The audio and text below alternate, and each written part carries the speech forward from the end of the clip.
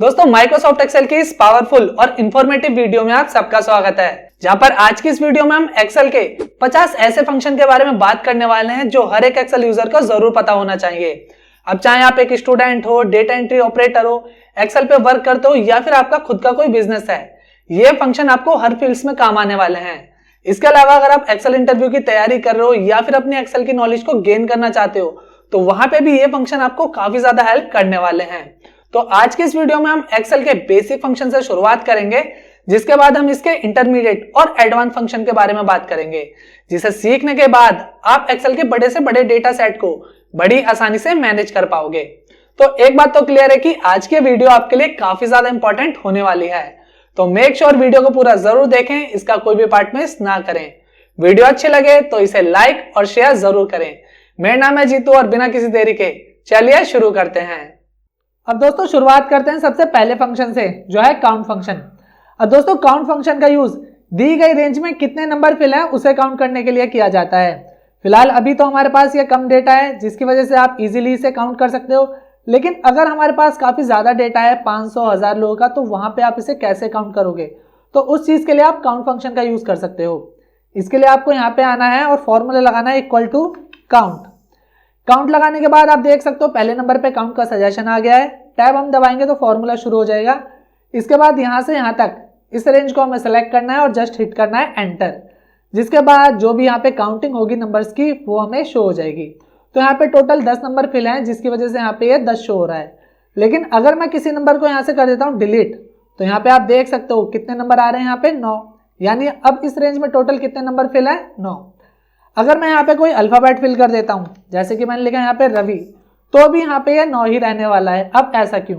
क्योंकि जो count function होता है ना, वो सिर्फ नंबर को काउंट करता है, अल्फाबेट या फिर किसी और चीज को काउंट नहीं करता। तो काउंट फंक्शन का यूज सिर्फ नंबर को काउंट करने के लिए किया जाता है। जैसे कि अगर मैं यहाँ पे लगाता हूँ दोबारा काउंट का फंक्शन, और इस बार मैं यहाँ से इस रेंज को सेलेक्ट करके करता हूँ एंटर, तो आप देख सकते हो यहाँ पे क्या आ रहा है? 0। 0 क्यों आ रहा है? क्योंकि यहाँ पे जो है सारे के सारे टेक्स्ट यानी अल्फाबेट हैं, कोई भी यहाँ पे वैल्यू फिल नहीं है, जिसकी वजह से यहाँ पे क्या आ रहा है? 0। क्लियर है ना? काउंट फंक्शन सिर्फ नंबर को ही काउंट करता है। इसके बाद बात करते हैं अगले फंक्शन की, जो है काउंटा। अब दोस्तों काउंट फंक्शन जो है सिर्फ नंबर को काउंट करता है, लेकिन जो काउंटर फंक्शन है वो टेक्स्ट, नंबर, अल्फाबेट हर तरीके की चीजों को काउंट करता है। बस कंडीशन ये है कि सेल में डेटा फिल होना चाहिए। जैसे कि दोबारा हम यहाँ पे आ जाते हैं, नीचे इक्वल टू करके फॉर्मूला लगाते हैं काउंटा। इसके बाद यहाँ से यहाँ तक रेंज मैंने सेलेक्ट करी और किया एंटर, तो आप देख सकते हो यहाँ पे 10 आ रहा है। अगर मैं डिलीट कर देता हूँ किसी भी सेल को यहाँ से यानी नंबर को, तो यहाँ पे 9 आ रहा है, क्योंकि यहाँ पे फिल नहीं है कुछ भी डेटा। लेकिन अगर मैं यहाँ पे टाइप कर देता हूँ रवि, तो आप देख सकते हो यहाँ पे क्या आ रहा है? 10। तो काउंटा और काउंट में डिफरेंस समझ आया क्या होता है? काउंट सिर्फ नंबर को काउंट करता है और काउंटा टेक्स्ट, अल्फाबेट हर चीज को काउंट करता है, बस उसमें डेटा फिल होना चाहिए। काउंटर के बाद अब बात करते हैं काउंटिफ की। अब ये काउंटिफ फंक्शन क्या वर्क करता है, तो इससे पहले डेटा को थोड़ा सा समझ लेते हैं। जैसे कि अभी हमारे पास यहाँ पे एम्प्लॉय आईडी है, सेल्समैन है, प्रोडक्ट है, क्वांटिटी है और ये डिपार्टमेंट है। अब हमें ये फाइंड करना है जो भी हमारे प्रोडक्ट है ना, वो इस रेंज में कितने बार रिपीट किए गए हैं, उन्हें फाइंड करना है। छोटा सा अभी फिलहाल हमारे पास डेटा है, लेकिन अभी हमारे पास काफी ज्यादा डेटा हो जाए, फिर हम वहां पे एक एक करके उसे काउंट करेंगे तो बहुत ज्यादा हमारा टाइम वेस्ट होगा। लेकिन काउंट इफ फंक्शन की मदद से हम बड़ी आसानी से कौन सा प्रोडक्ट हमारा कितनी बार रिपीट हुआ है उसे इजीली फाइंड कर सकते हैं। इसके लिए आपको इक्वल टू करके फॉर्मूला लगाना है काउंट इफ। सेलेक्ट करना है हमें रेंज को, यहाँ पे फॉर्मूले में लिखा है ना रेंज, तो कौन सी रेंज? ये वाली रेंज, क्योंकि इसमें हमारा क्या लिखा हुआ है? कंप्यूटर, जिस रेंज में से आप फाइंड करना चाहते हो। कॉमा किया, इन्वर्टेड कॉमा किया। अब क्राइटेरिया जो चीज आप फाइंड कर रहे हो, तो फाइंड क्या कर रहे हैं हम? कंप्यूटर। इन्वर्टेड कॉमा क्लोज किया और हिट किया एंटर, जिसके बाद आप देख सकते हो जो कंप्यूटर है यहाँ पे कितना टाइम रिपीट है? 1 एंड यहाँ पे 2, 2 बार। लेकिन अगर मैं यहाँ पे कंप्यूटर की जगह करता हूँ कीबोर्ड, जैसे कि कंप्यूटर मैंने हटा दिया यहाँ से और लिखा कीबोर्ड और किया एंटर, तो यहाँ पे आ जाएगा 3। अब 3 क्यों आ रहा है? क्योंकि 2 बार तो कीबोर्ड यहाँ पे है और 1 बार यहाँ पे है, तो टोटल कितना हो गया? 3, जिसकी वजह से यहाँ पे कितना काउंट आ रहा है? टोटल 3। तो काउंट इफ फंक्शन की मदद से आप अपने किसी भी डेटा में कोई भी प्रोडक्ट कितनी बार रिपीट किया गया है उसे काउंट कर सकते हो। अब यहाँ पे हमने काउंटा और काउंटिफ का एक एग्जांपल बना के रखा हुआ है, जिसमें हमने यहाँ पे अटेंडेंस शीट को लिया हुआ है। ये एक प्रोफेशनल अटेंडेंस शीट है। अगर आप ये अटेंडेंस शीट बनाना सीखना चाहते हो तो इसके ऊपर मैं ऑलरेडी वीडियो बना चुका हूँ, प्लेलिस्ट में जाके आप उस वीडियो को देख सकते हो और एक प्रोफेशनल अटेंडेंस शीट क्रिएट कर सकते हो। अब यहाँ पे हमारे पास एम्प्लॉय आईडी, एम्प्लॉय नेम और यहाँ पे डेट है, साथ ही साथ मंथ्स हैं, साथ ही साथ यहाँ पे वीकडेज हैं। हमें क्या करना है, यहाँ पे हमें निकालना है यहाँ पे टोटल डेज। अब टोटल डेज कैसे निकालेंगे, तो अभी हमने पढ़ा था ना काउंटा का फॉर्मूला, जो क्या करता है टेक्स्ट अल्फाबेट हर किसी को काउंट करता है। तो यहाँ पे जो रेंज है ये किसमें, अल्फाबेट में। तो यहाँ पे कौन सा फॉर्मूला लगेगा, काउंटा का। तो इक्वल टू करना है हमें और फॉर्मूला लगाना है काउंटा का। इसके बाद हमें क्या करना है, यहाँ से लेके, यहाँ से कहाँ से, स्टार्टिंग से, इस जगह से लेके 1 तारीख से लेके कहाँ तक की रेंज सेलेक्ट करनी है, 31 तक की, क्योंकि 31 तक का ये मंथ है। यहाँ तक सेलेक्ट किया और एंटर किया, जिससे कि टोटल डेज इस तरीके से यहाँ पे आ जाएंगे। सिर्फ आपको यहाँ से पकड़ के से ड्रैग करना है, जिसके बाद टोटल डेज इस तरीके से यहाँ पे निकल के आ जाएंगे। तो काउंटर की मदद से हमने यहाँ पे टोटल डेज निकाल लिया। अब हमें यहाँ पे निकालना है अब्सेंट, लीव, हाफ डे और प्रेजेंट। ये कैसे निकालेंगे, सिंपल। इसके लिए फॉर्मूला कौन सा लगेगा, काउंट इफ, जो कि हमने अभी पढ़ा है पीछे। क्योंकि काउंट इफ फंक्शन का काम क्या होता है, जो रेंज दी गई है उसमें से कोई भी एक चीज कितनी बार रिपीट की गई है उसे फाइंड करना। तो यहाँ पे अब्सेंट निकाल रहे हैं, इस रेंज में अब्सेंट कितनी बार रिपीट की गई है वो हमें देखना है। तो फॉर्मूला हम इसमें लगाएंगे इक्वल टू काउंट इफ।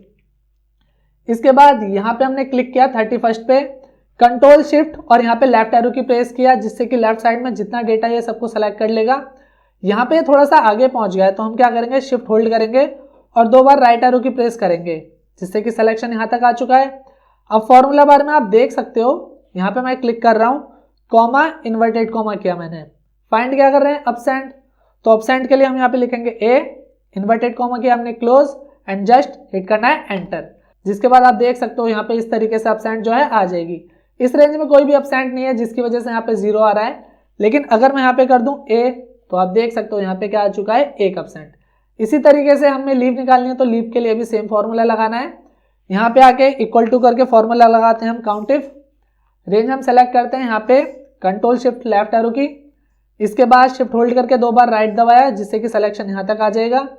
यहाँ पे हमने किया कॉमा, इन्वर्टेड कॉमा, लीव निकाल रहे हैं, लीव के लिए एल लिखा, इन्वर्टेड कॉमा क्लोज किया। अब जब आप सिंगल फॉर्मूला लगाते हो तो उसमें ब्रैकेट क्लोज करो या नहीं करो, वो आपकी विश है। तो यहाँ पे मैं ब्रैकेट क्लोज नहीं कर रहा हूँ, जस्ट एंटर हिट कर रहा हूँ। तो एंटर हिट किया मैंने, जिसके बाद आप देख सकते हो यहाँ पे इस तरीके से जो है लीव भी आ चुकी है। इसे पकड़ के इस तरीके से ड्रैग करेंगे तो यहाँ पे हमारी लीव जो है वो सभी स्टूडेंट्स की इस तरीके से आ जाएगी। अब इसके बाद हाफ डे और प्रेजेंट कैसे निकालना है ये मैं आपके ऊपर छोड़ रहा हूँ, ये आपके लिए एक टास्क है। तो हाफ डे और लीव आप निकालना किस तरीके से निकलेगा, अगर समझ ना आए तो मैंने अटेंडेंस शीट बना के रखी हुई है, प्रैक्टिकल उसका प्रोजेक्ट बना के रखा हुआ है, वहां जाके आप उस वीडियो को देख सकते हो। अटेंडेंस शीट भी आपकी क्रिएट हो जाएगी और साथ ही साथ ये सारी चीजें भी आपकी फाइंड हो जाएंगी।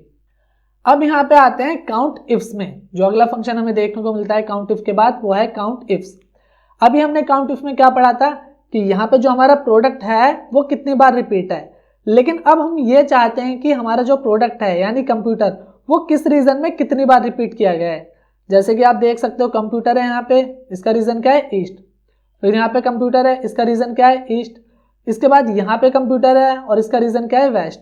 लेकिन अब हम ये चाहते हैं कि जितने ईस्ट वाले रीजन है ना उनमें कंप्यूटर कितनी बार रिपीट किया गया है, हम वो देखना चाहते हैं। तो इसके लिए फॉर्मूला लगेगा इक्वल टू काउंट इफ्स। सबसे पहले क्राइटेरिया रेंज 1। क्राइटेरिया रेंज 1 क्या है, हमारे प्रोडक्ट वाला क्राइटेरिया। तो इसे हमने सेलेक्ट किया, कॉमा किया, इसके बाद आ जाएगा क्राइटेरिया। तो हमें यहाँ पे इन्वर्टेड कॉमा करना है और टाइप करना है कंप्यूटर, क्योंकि इस रेंज में से हम क्या देख रहे हैं, कंप्यूटर। तो इसलिए हमने कंप्यूटर लिखा। याद रहे डबल कोट के अंदर आपको ये लिखना है। इसके बाद हम करेंगे कॉमा और यहाँ पे क्या आ रहा है, क्राइटेरिया रेंज 2। तो क्राइटेरिया रेंज 2 क्या है हमारी, रीजन, क्योंकि रीजन में ही चेक कर रहे हैं ना। कॉमा, इन्वर्टेड कॉमा, कौन से रीजन में चेक करना है, ईस्ट, EAST। ये इन्वर्टेड कॉमा लगाया, डबल कोट में बंद किया, एंटर किया। जिसके बाद आप देख सकते हो यहाँ पे कंप्यूटर है ईस्ट में और यहाँ पे कंप्यूटर है ईस्ट में, जिसकी वजह से यहाँ पे क्या आ रहा है 2। लेकिन अगर मैं यहाँ पे भी ईस्ट कर देता हूं, एंटर किया, तो यहाँ पे क्या आ जाएगा 3। तो काउंट इफ्स की मदद से आप ये चेक कर सकते हो कि जो भी आपका एक प्रोडक्ट है वो किस रीजन में कितनी बार रिपीट किया गया है। ये चीजें आप काउंट इफ्स की मदद से निकाल सकते हो। इसके अलावा अगला प्रैक्टिकल आ जाता है यहाँ पे काउंट ब्लैंक। अब दोस्तों मान लो आपके पास डेटा है काफी सारा और उसमें बीच बीच में ब्लैंक भी दिया गया है और आपको हर ब्लैंक को काउंट करना है कि भाई कितना ब्लैंक है इस कॉलम में या फिर इस रो में। तो उसके लिए आप काउंट ब्लैंक फंक्शन का यूज कर सकते हो। इसके लिए नीचे आता हूं मैं, सबसे यहाँ पे फॉर्मूला लगाता हूं equal to count blank, tap किया। अब हमें इस कॉलम में से या इस रेंज में से चेक करना है, तो इतना मैंने सेलेक्ट किया और एंटर हिट किया। जिसके बाद आप देख सकते हो यहाँ पे टोटल ब्लैंक जो है वो कितने सेल हैं, 4, 1 2 3 और 4। ये तो छोटा डेटा है, बड़ा डेटा होगा तो वहां पे एक एक करके चेक करोगे तो भाई साहब हालत खराब हो जाएगी। तो सिंपली वहां पे आप काउंट ब्लैंक फंक्शन का यूज कर सकते हो। इसके बाद अगला फंक्शन यहाँ पे आ जाता है सम इफ। अब सम इफ फंक्शन का क्या काम है, तो दोस्तों सम इफ फंक्शन का काम सम करने के लिए किया जाता है। किस तरीके से सम किया जाता है उसे मैं समझा देता हूं पहले। जैसे कि यहाँ पे हमारे पास एम्प्लॉय आईडी है, सेल्समैन है, प्रोडक्ट है, क्वांटिटी, डिपार्टमेंट, स्टेट, सेल्स, ये सारी चीजें हैं। अब हमें कंप्यूटर की टोटल सेल देखनी है। जैसे कि यहाँ पे कंप्यूटर है, यहाँ पे कंप्यूटर है और यहाँ पे कंप्यूटर है, तो टोटल कंप्यूटर की कितनी सेल है वो हमें यहाँ पे चेक करनी है। तो उसके लिए हम सम इफ फंक्शन का यूज करेंगे। यहाँ पे आए, इक्वल टू करके मैंने लिखा सम इफ, टाइप किया। अब यहाँ पे आ रहा है रेंज, तो रेंज क्या हो जाएगी आपकी, जाहिर सी बात है भाई प्रोडक्ट वाली रेंज हो जाएगी। इसे सेलेक्ट किया क्योंकि कंप्यूटर यहाँ पे लिखा हुआ है, कॉमा किया। इसके बाद क्या है, क्राइटेरिया। अब देखो क्राइटेरिया यानी कंप्यूटर, कंप्यूटर के बेस पे निकाल रहे हो ना, तो एक काम तो आप ये कर सकते हो कि डबल कोट में कंप्यूटर लिख दो। दूसरा काम ये कर सकते हो कि इसे सेलेक्ट कर लो। तो यहाँ पे हम इसे सेलेक्ट कर लेते हैं। फिर हमने किया कॉमा, सम रेंज क्या है, तो सम रेंज है हमारी ये वाली, क्योंकि सेल तो यही है। एंटर करेंगे, जिसके बाद आप देख सकते हो यहाँ पे 3,65,000 का अमाउंट इस तरीके से आ चुका है। यानी यहाँ पे कंप्यूटर की 90,000 की सेल है। इसके बाद फिर यहाँ पे ये 25,000 की सेल है और उसके बाद यहाँ पे ये कितने की है, 2,50,000 की। तीनों को कैलकुलेट करेंगे तो यहाँ पे इतना आ जाएगा 3,65,000। अगर आपको किसी और प्रोडक्ट की निकालनी है, जैसे कि यहाँ पे लिख देता हूँ मैं कीबोर्ड, एंटर किया तो यहाँ पे कीबोर्ड की टोटल सेल आ जाएगी। कीबोर्ड आप देख सकते हो 10,000 ये है। इसके बाद दोबारा चेक करते हैं तो कीबोर्ड दोबारा यहाँ पे ये है 9,000 की सेल, जिसकी वजह से यहाँ पे क्या आ जाएगा, 19,000। तो इस तरीके से आप जो है सम इफ फंक्शन का यूज कर सकते हो। अब सम इफ जब हमने टाइप किया था तो एक और फंक्शन देखा था जिसका नाम था सम इफ्स। अब ये सम इफ्स कैसे वर्क करता है, तो इसके लिए सम इफ्स के यहाँ पे डेटा पे आ जाते हैं। सेम डेटा है, कोई भी यहाँ पे डिफरेंस देखने को नहीं मिलेगा आपको। बस यहाँ पे कंडीशन जो है वो थोड़ी सी चेंज होने वाली है। क्या चेंज होने वाली है, इस बार जो हम सेल देखना चाहते हैं ना, वो स्टेट के बिहाफ पे देखना चाहते हैं। जैसे कि कंप्यूटर है, यहाँ पे यूपी में है, ये कंप्यूटर है, यहाँ पे यूपी स्टेट है इसका, यहाँ पे कंप्यूटर है तो इसका स्टेट क्या है, दिल्ली। अब हम ये देखना चाहते हैं कि सिर्फ जो कंप्यूटर है ना, उनकी यूपी में सेल कितनी की गई है वो चेक करना चाहते हैं, यानी पार्टिकुलरली एक स्टेट के बिहाफ पे। तो उसके लिए हम सम इफ्स फंक्शन का यूज करेंगे। अब यहाँ पे गलती से मैंने सम इफ लिख दिया है तो मैं ऐसे सम इफ्स कर लेता हूँ पहले। नॉर्मली सम इफ्स किया, यहाँ पे आके इक्वल टू करके फॉर्मूला लगाते हैं सम इफ्स। सम रेंज क्या है, सम रेंज यानी ये सेल वाली रेंज, इसे सेलेक्ट किया, comma, criteria range 1। Criteria range 1 यानी जो हमारा प्रोडक्ट है वो किस एरिया से बिलोंग करता है, तो इस एरिया से बिलोंग करता है। अब क्राइटेरिया 1, क्राइटेरिया 1 क्या है, हमारा कंप्यूटर। तो यहाँ पे इस बार मैं टाइप कर लेता हूँ कंप्यूटर, इन्वर्टेड कॉमा क्लोज, फिर किया मैंने कॉमा। अब ये पूछ रहा है क्राइटेरिया रेंज 2। क्राइटेरिया रेंज 2 क्या है, तो हमें किस स्टेट में देखना है ये, तो यहाँ पे स्टेट वाली रेंज हो जाएगी, ठीक है। कॉमा किया, इसके बाद इन्वर्टेड कॉमा। अब यहाँ पे जो क्राइटेरिया है वो क्या है आपका, तो वो है हमारा यूपी। तो यहाँ पे यूपी लिखा, डबल कोट किया, बंद, एंटर किया। जिसके बाद आप देख सकते हो कंप्यूटर की जो टोटल सेल है यूपी में वो कितनी है, 1,15,000। तो इस तरीके से आप चेक कर सकते हो। अगर आपको देखनी है दिल्ली की, तो यहाँ पे यूपी की जगह क्या कर देना है, हमें सिर्फ दिल्ली लिख देना है। दिल्ली लिखा, एंटर किया, तो आप देख सकते हो यहाँ पे 2,50,000 जो दिल्ली की सेल है कंप्यूटर की वो इस तरीके से फाइंड हो जाएगी। तो सम इफ्स की मदद से आप ये चेक कर सकते हो कि किस प्रोडक्ट की किस स्टेट में पार्टिकुलरली कितनी सेल की गई है। ये काम सम इफ्स की मदद से आप बड़ी आसानी से कर सकते हो। इसके बाद बात करते हैं अगले फॉर्मूले की, जो है अपर फॉर्मूला। अब वैसे तो ये काफी इजी फॉर्मूला है, लेकिन है भी ये काफी यूजफुल, क्योंकि काफी कम लोगों को इसके बारे में पता होता है। अब जैसे कि हमारे पास ये एम्प्लॉय आईडी है, नेम है, और हम ये चाहते हैं कि जो ये नेम है ना वो सारे के सारे स्मॉल लेटर में है, हमें इन्हें कैपिटल लेटर में करना है। तो कैपिटल लेटर में सबको एक एक करके टाइप करेंगे, बहुत टाइम लगेगा। इससे अच्छा है हमें यहाँ पे आना है और फॉर्मूला लगाना है इक्वल टू अपर। टाइप किया, फॉर्मूला शुरू हो गया, यहाँ पे इसे सेलेक्ट किया और किया एंटर। जिसके बाद आप देख सकते हो जो भी यहाँ पे नाम है वो कैपिटल लेटर में आ चुका है। इसे पकड़ के इस तरीके से ड्रैग करोगे तो ये सारा का सारा जो है वो कैपिटल लेटर में होके आ जाएगा। इस तरीके से आप अपने डेटा को, अगर वो लोअर केस में है यानी स्मॉल लेटर में है, तो उसे कैपिटल में कन्वर्ट कर सकते हो अपर फंक्शन की मदद से।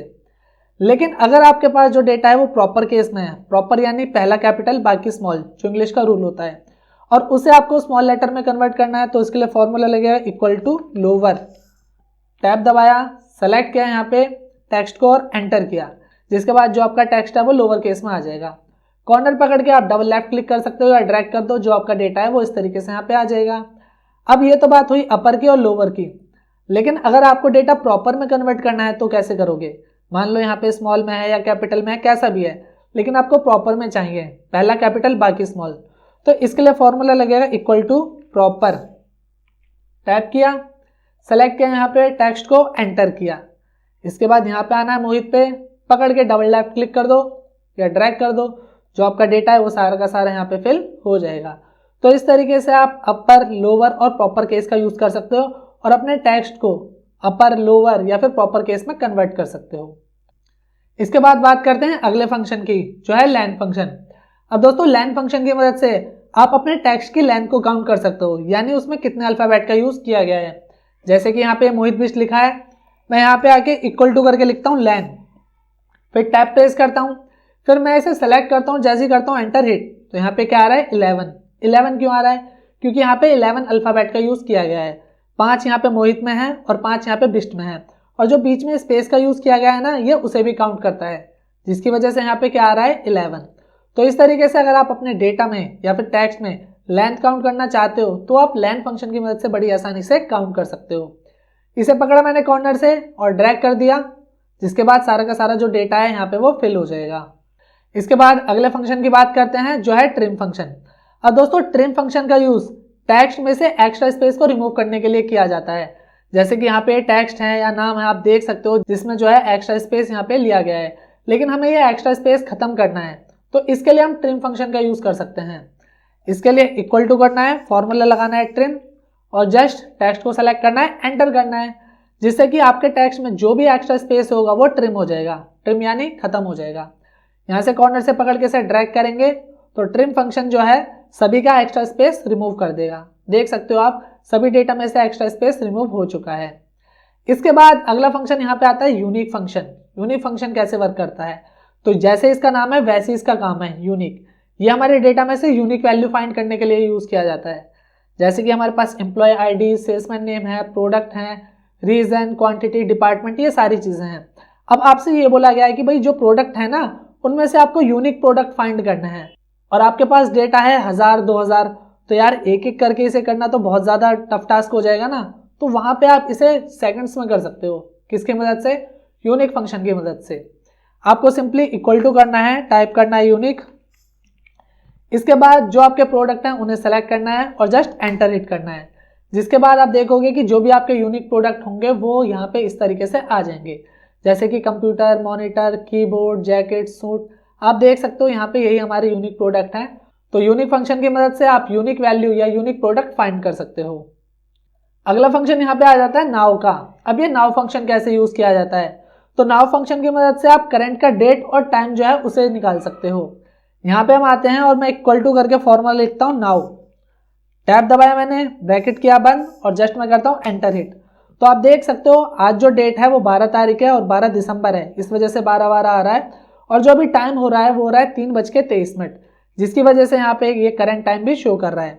तो नाउ फंक्शन की मदद से आप करंट डेट और करंट टाइम दोनों को यहाँ पे इस तरीके से निकाल सकते हो। लेकिन अगर आपको कल की डेट फाइंड करनी है तो आप कैसे करोगे? इसके लिए आपको इक्वल टू करना है, फॉर्मूला लगाना है टुडे का, ब्रैकेट करना है बंद, इसके बाद यहाँ पे करना है -1। जैसे -1 करके एंटर करोगे तो यहाँ पे आप देख सकते हो कल की डेट आ गई। आज 12 है तो कल क्या है 11। लेकिन अगर आपको सिर्फ आज की डेट चाहिए, टाइम नहीं चाहिए, सिर्फ डेट चाहिए, तो इक्वल टू करके टुडे लिखेंगे, टैब दबाया, ब्रैकेट क्लोज किया, एंटर किया, जिससे कि आज की डेट आ जाएगी यहाँ पे 12/12/2025। और अगर हमें कल की डेट निकालनी है, कल यानी आने वाले कल की, बीते हुए कल की नहीं, आने वाली कल की, तो इसके लिए दोबारा इक्वल टू करके मैं टुडे लिखता हूँ, ब्रैकेट मैंने किया यहाँ पे बंद और +1। +1 किस लिए, आने वाले कल के लिए। एंटर किया तो आप देख सकते हो यहाँ पे 13 तारीख आ जाएगी। ये हो गई हमारी आज की तारीख, ये बीते हुए कल की तारीख, और ये जो कल आने वाला है ये उसकी तारीख। तो इस तरीके से आप नाउ फंक्शन की मदद से करंट की डेट और टाइम निकाल सकते हो, और टुडे फंक्शन का यूज करके कल की, आज की और जो बीता हुआ कल है उसकी डेट फाइंड कर सकते हो। इसके बाद यहाँ पे अगला फंक्शन आता है डेट फंक्शन। अब मान लो आपके पास इस तरीके का डेटा है जिसमें सीरियल नंबर है, प्रोडक्ट है, month of manufacture, day of manufacture, year of manufacture, ये सारी चीजें हैं, और आपको जो है इसे डेट में कन्वर्ट करना है। अब आप इसे एक एक करके करोगे तो जाहिर सी बात है गलती भी हो सकती है और टाइम भी वेस्ट होगा, लेकिन यहाँ पे डेट फंक्शन की मदद से हम इसे सेकंड्स में कर सकते हैं। इक्वल टू करके हमें डेट लिखना है। सबसे पहले क्या करना है, ईयर सेलेक्ट करना है। फॉर्मूला आप टाइप करोगे तो यहाँ पे आपको उसका सजेशन दिख जाएगा, आपको क्या सेलेक्ट करना है। ईयर लिखा है तो ईयर सेलेक्ट किया, कॉमा। इसके बाद मंथ लिखा है तो मंथ के लिए ये सेलेक्ट किया, फिर किया कॉमा, उसके बाद क्या है डे, डे के लिए ये सेलेक्ट किया, एंटर किया। जिसके बाद आप देख सकते हो 21 तारीख 11वां महीना और 2025 इस तरीके से यहाँ पे आ जाएगा। पकड़ के इसे ड्रैग करेंगे तो यहाँ पे सबकी जो डेट है वो इस तरीके से यहाँ पे फाइंड होके आ जाएगी। डेट फंक्शन के बाद अगले फंक्शन की बात कर लेते हैं जो है टैक्स फंक्शन। अब यहाँ पे हमारे पास एम्प्लॉय आईडी, नेम, सेल और डेट है। अब यहाँ पे मोहित ने जो सेल करी है 45,000, वो 1/12/2025 यानी 1 दिसंबर 2025 को करी है, और उस दिन कौन सा वीक डे था, मंडे। अब मंडे हमने कैसे निकाला है, फॉर्मूले की मदद से। कौन से फॉर्मूले की मदद से, टैक्स फॉर्मूले की मदद से। तो यहाँ पे किस तरीके से हम डेट के बिहाफ पे वीक डे निकालेंगे वो हम देखने वाले हैं। इसके लिए जस्ट हमें यहाँ पे इक्वल टू करना है और फॉर्मूला लगाना है टेक्स्ट। टैप किया मैंने, यहाँ पे इस डेट को सेलेक्ट किया, कॉमा किया, इन्वर्टेड कॉमा किया, और हमें क्या करना है यहाँ पे 1 2 3 4 बार डी प्रेस करना है, और यहाँ पे डबल कोट मैंने बंद किया और एंटर हिट किया। जिसके बाद आप देख सकते हो 11/12/2025 को क्या है, थर्सडे, तो थर्सडे आ जाएगा यहाँ पे।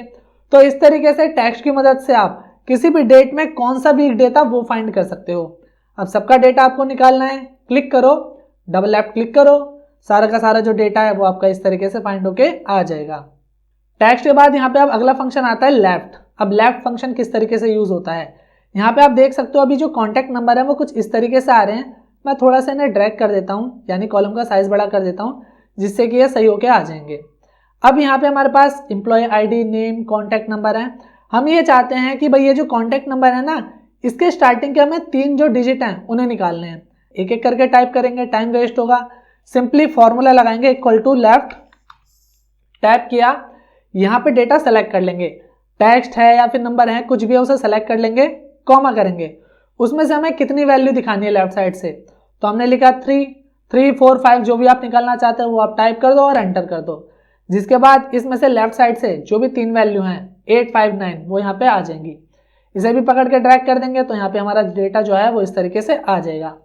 अब लेफ्ट साइड के बाद अगर हमें राइट साइड की वैल्यू निकालनी है तो वो कैसे निकालेंगे, उसके लिए इक्वल टू राइट लिखा मैंने, टैप किया, जो भी आपको डेटा या टेक्स्ट सेलेक्ट करना है वो सेलेक्ट कर लेंगे हम। जैसे कि अभी हमारे पास कॉन्टैक्ट नंबर है, इसमें से मुझे राइट साइड की 3 वैल्यू चाहिए, तो यहाँ पे मैंने कॉमा किया, 2, 3, 4, 5 जितने भी आपको वैल्यू चाहिए, तो हमें 3 चाहिए, 3 लिखा मैंने, एंटर किया, जिससे राइट साइड में जो 3 वैल्यू है 1 2 5 वो इस तरीके से आ जाएंगी। पकड़ के इसे ड्रैग करेंगे तो सभी की जो लास्ट की 3 वैल्यू हैं वो इस तरीके से यहाँ पे आ जाएंगी। तो लेफ्ट की मदद से आप लेफ्ट साइड की वैल्यू फाइंड कर सकते हो और राइट की मदद से राइट की वैल्यू यहाँ पे निकाल सकते हो। अब इसके बाद यहाँ पे फॉर्मूला आ जाता है सम प्रोडक्ट का। अब सम प्रोडक्ट किस तरीके से यहाँ पे यूज किया जाता है उसे समझ लेते हैं। जैसे कि आपके पास इस तरीके का डेटा है जिसमें एम्प्लॉय आईडी है, एम्प्लॉय यानी सेल्समैन आईडी, सेल्समैन नेम है, प्रोडक्ट, सिटी, क्वांटिटी, रेट, ये सारी चीजें हैं। अब आप ये चाहते हो कि क्वांटिटी, रेट दोनों मल्टीप्लाई होकर आपका टोटल अमाउंट कितना बनेगा इन सब का, वो आपको एक बार में निकालना है। तो वो आप सम प्रोडक्ट फॉर्मूले की मदद से निकाल सकते हो, जो कि हमने यहाँ पे ऑलरेडी निकाला हुआ है। मैं इसे फिलहाल कर देता हूँ डिलीट। डिलीट करने के बाद यहाँ पे मैं आता हूँ दोबारा, इक्वल टू करके फॉर्मूला लगाता हूँ, सम प्रोडक्ट आ गया, टैब किया। अब यहाँ पे क्या बता रहा है, ये एरे 1, एरे 1 यानी जो आपकी क्वांटिटी का एरे है, ये सेलेक्ट किया, कॉमा, इसके बाद दूसरा एरे सेलेक्ट करना है जो कि रेट का है, इसे सेलेक्ट किया और क्या यहाँ पे एंटर। जिसके बाद जो टोटल अमाउंट बनेगा क्वांटिटी और रेट को मल्टीप्लाई करने के बाद सबका, वो यहाँ पे इतना बनेगा 2,48,000। इसे मैं आपको कैलकुलेट करके भी दिखा देता हूँ, कभी आप गलत समझ रहे हो। यहाँ पे आके मैं इक्वल टू करके लिखता हूँ प्रोडक्ट, और यहाँ से इन दोनों को सेलेक्ट किया, एंटर किया, कितना है इसका 30,000। यहाँ से पकड़ के मैंने ये खींचा, सबका यहाँ पे इस तरीके से अमाउंट आ चुका है। अब यहाँ पे आके मैं ऑल्ट के साथ इक्वल टू प्रेस करता हूँ, जिससे कि ये सारी की सारी वैल्यू जो है ऐड हो जाएंगी। जिसके बाद आप देख सकते हो इन सभी वैल्यू को ऐड करने के बाद आपकी जो टोटल वैल्यू आ रही है वो कितनी आ रही है, 2,48,000। तो 2,48,000 हम डायरेक्टली सम प्रोडक्ट की मदद से इस तरीके से निकाल सकते हैं। क्यों अलग से आपको प्रोडक्ट का फॉर्मूला लगाना है, फिर इन्हें ऐड करना है।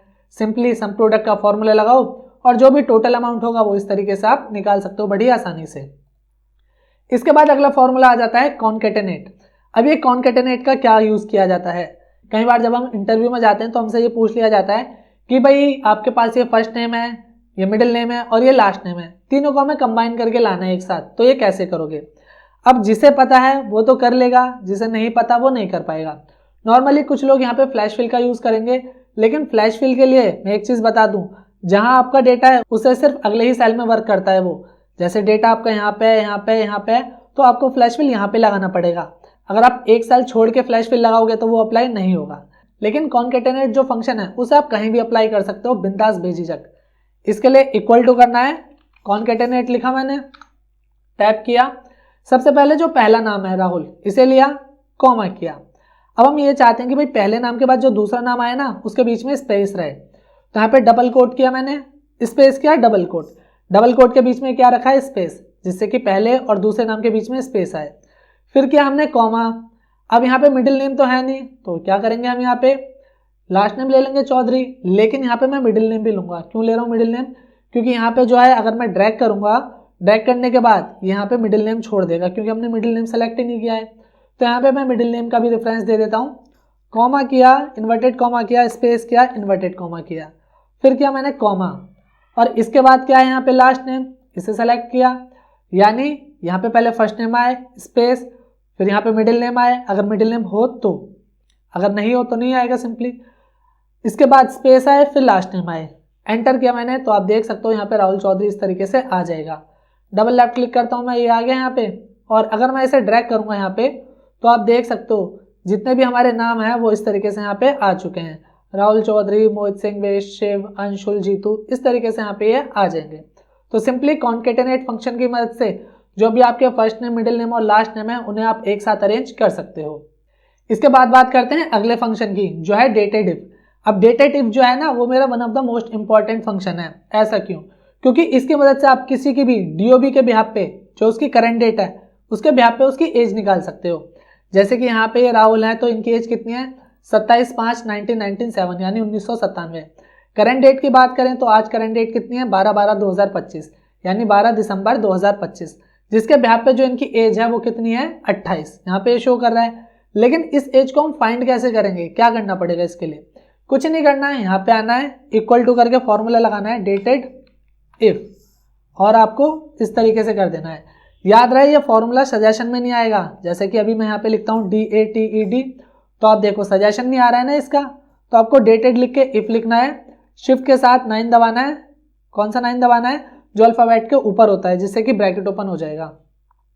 आपको ये DOB सेलेक्ट करनी है, कॉमा किया, इसके बाद यहाँ पे करंट डेट सेलेक्ट करनी है, कॉमा किया, डबल कोट ओपन करना है, यहाँ पे लिखना है आपको वाई क्यों, क्योंकि हम एज फाइंड कर रहे हैं। डबल कोट दोबारा मैंने किया बंद और किया एंटर। जिसके बाद आप देख सकते हो यहाँ पे जो एज है प्रशांत की वो कितनी है, 30, क्योंकि ये 95 से लेकर 25 तक की है, तो सीधी सी इनकी एज कितनी हो जाएगी, 30। यहाँ पे इस तरीके से इसे पकड़ के ड्रैग करेंगे तो इन सभी लोगों की इस तरीके से बड़ी आसानी से हम एज निकाल सकते हैं। तो अब आपको हाथों पे किसी की एज कैलकुलेट करने की जरूरत नहीं है, सिंपली आप डेटेड इफ का फॉर्मूला लगाओ, उसकी डेट ऑफ बर्थ पूछो, करंट की डेट लगाओ और आप उसकी एज इजीली फाइंड कर सकते हो। अब डेटेड इफ के बाद जो अगला फंक्शन आते हैं वो है फाइनेंस के फंक्शन। अब ये जो फंक्शन है ना वो काफ़ी ज़्यादा इंपॉर्टेंट फंक्शन है, क्योंकि भाई लोन वगैरह आप लेते रहते हो, कितनी उसकी EMI जाएगी, कितना इंटरेस्ट जाएगा, कितना प्रिंसिपल होगा, ये सारी चीज़ें तो आपको पता होनी चाहिए ना, क्योंकि भाई वहाँ पे जो पर्सन रहते हैं वो तो आपको बता देते हैं ऐसे करके ऐसे ऐसे होगा, लेकिन आपको भी वो चीज़ें कैलकुलेट करनी आनी चाहिए कि भाई हमें कितनी EMI भरनी है, कितना हमारा इंटरेस्ट जा रहा है। तो वो चीज़ें हम यहाँ पे PMT, IPMT और PPMT फंक्शन में सीखने वाले हैं। सबसे पहले यहाँ पे मैं बता दूं आपको, जो हमारा PMT फंक्शन होता है, यहाँ पे मैंने PP लिख दिया था, तो जो हमारा ये PMT फंक्शन होता है ये होता है हमारा EMI। इसके बाद IPMT फंक्शन जो होता है वो होता है हमारा इंटरेस्ट। इसके बाद जो हमारा PPMT फंक्शन होता है वो होता है हमारा प्रिंसिपल अमाउंट। तो ये चीज़ें हम कैसे निकालेंगे, जैसे कि फिलहाल मैं यहाँ से इसे कर देता हूँ डिलीट। अब इसके बाद यहाँ पे हमारे पास जो लोन अमाउंट है वो कितना है 10 लाख, जिसपे रेट ऑफ इंटरेस्ट कितना है 14%, और जो लोन है वो कितने साल का है 4 साल का। अब हमें इसके ब्याज पे जो है इसकी ईएमआई निकालनी है। तो ईएमआई निकालने के लिए हम जो फॉर्मूला लगाएंगे वो लगाएंगे पीएमटी का। तो इक्वल टू करके यहाँ पे हमें लिखना है पीएमटी, टैप किया मैंने जिससे कि फंक्शन चालू हो जाएगा। सबसे पहले यहाँ पे ये क्या पूछ रहा है, रेट का मतलब क्या है, रेट ऑफ इंटरेस्ट। तो हमने ये सेलेक्ट किया रेट ऑफ इंटरेस्ट। अब यहाँ पे ये जो रेट ऑफ इंटरेस्ट है ना वो 1 साल का है, तो हम यहाँ पे क्या करेंगे, इसे डिवाइड करेंगे 12 से, जिससे कि 1 महीने का आ जाएगा। फिर यहाँ पे हमने किया इसे कॉमा करने के बाद ये एन पर आ रहा है, एन पर का मतलब क्या है, तो यहाँ पे नंबर ऑफ पीरियड। तो नंबर ऑफ पीरियड कितना है हमारा 4 साल। अब यहाँ पे ये 4 साल है, हमें क्या करना है 1 महीने का करना है इसे, तो मल्टीप्लाई कर देंगे 12 से। 12 से क्यों मल्टीप्लाई कर रहे हैं, क्योंकि 1 साल में 12 महीने होते हैं ना, तो इसलिए हमने इसे 12 से मल्टीप्लाई किया है। इसके बाद हमें करना है कॉमा करने के बाद यहाँ पे पीवी, प्रिंसिपल वैल्यू, जो लोन अमाउंट है हमारा वो ले लेंगे हम। तो हमारा लोन अमाउंट ये है, और जैसे करेंगे हम एंटर, इस तरीके से जो है हमारी ईएमआई आ जाएगी। अब यहाँ पे जो ईएमआई आ रही है ना ये माइनस में आ रही है, तो इसके लिए क्या करना है, हमें कुछ नहीं करना है, डबल टैप करना है, एडिट मोड खुल जाएगा, स्टार्टिंग में आना है आपको, यहाँ पे लगाना है माइनस और जस्ट करना है एंटर, जिसके बाद यहाँ पे ये इस तरीके से ईएमआई इसकी आ जाएगी। इसके बाद अगर आपको इंटरेस्ट फाइंड करना है कि भाई आपका इंटरेस्ट कितना जा रहा है, टोटल ईएमआई तो इतनी है 2733, लेकिन इसमें इंटरेस्ट कितना दे रहे हो आप, तो इसके लिए फॉर्मूला लगेगा आपका इक्वल टू IPMT। टाइप किया मैंने, रेट ऑफ इंटरेस्ट सबसे पहले 14% हो गया, इसे डिवाइड करेंगे किससे 12 से, क्योंकि 1 मंथ का निकाल रहे हैं। फिर किया कॉमा, इसके बाद यहाँ पे ये पूछ रहा है पर, इसका मतलब क्या है, तो कौन से मंथ का निकाल रहे हो, हमने बोला हम पहले मंथ का निकाल रहे हैं, तो 1 लिखा, कॉमा किया। इसके बाद नंबर ऑफ पीरियड कितने हैं 4 साल।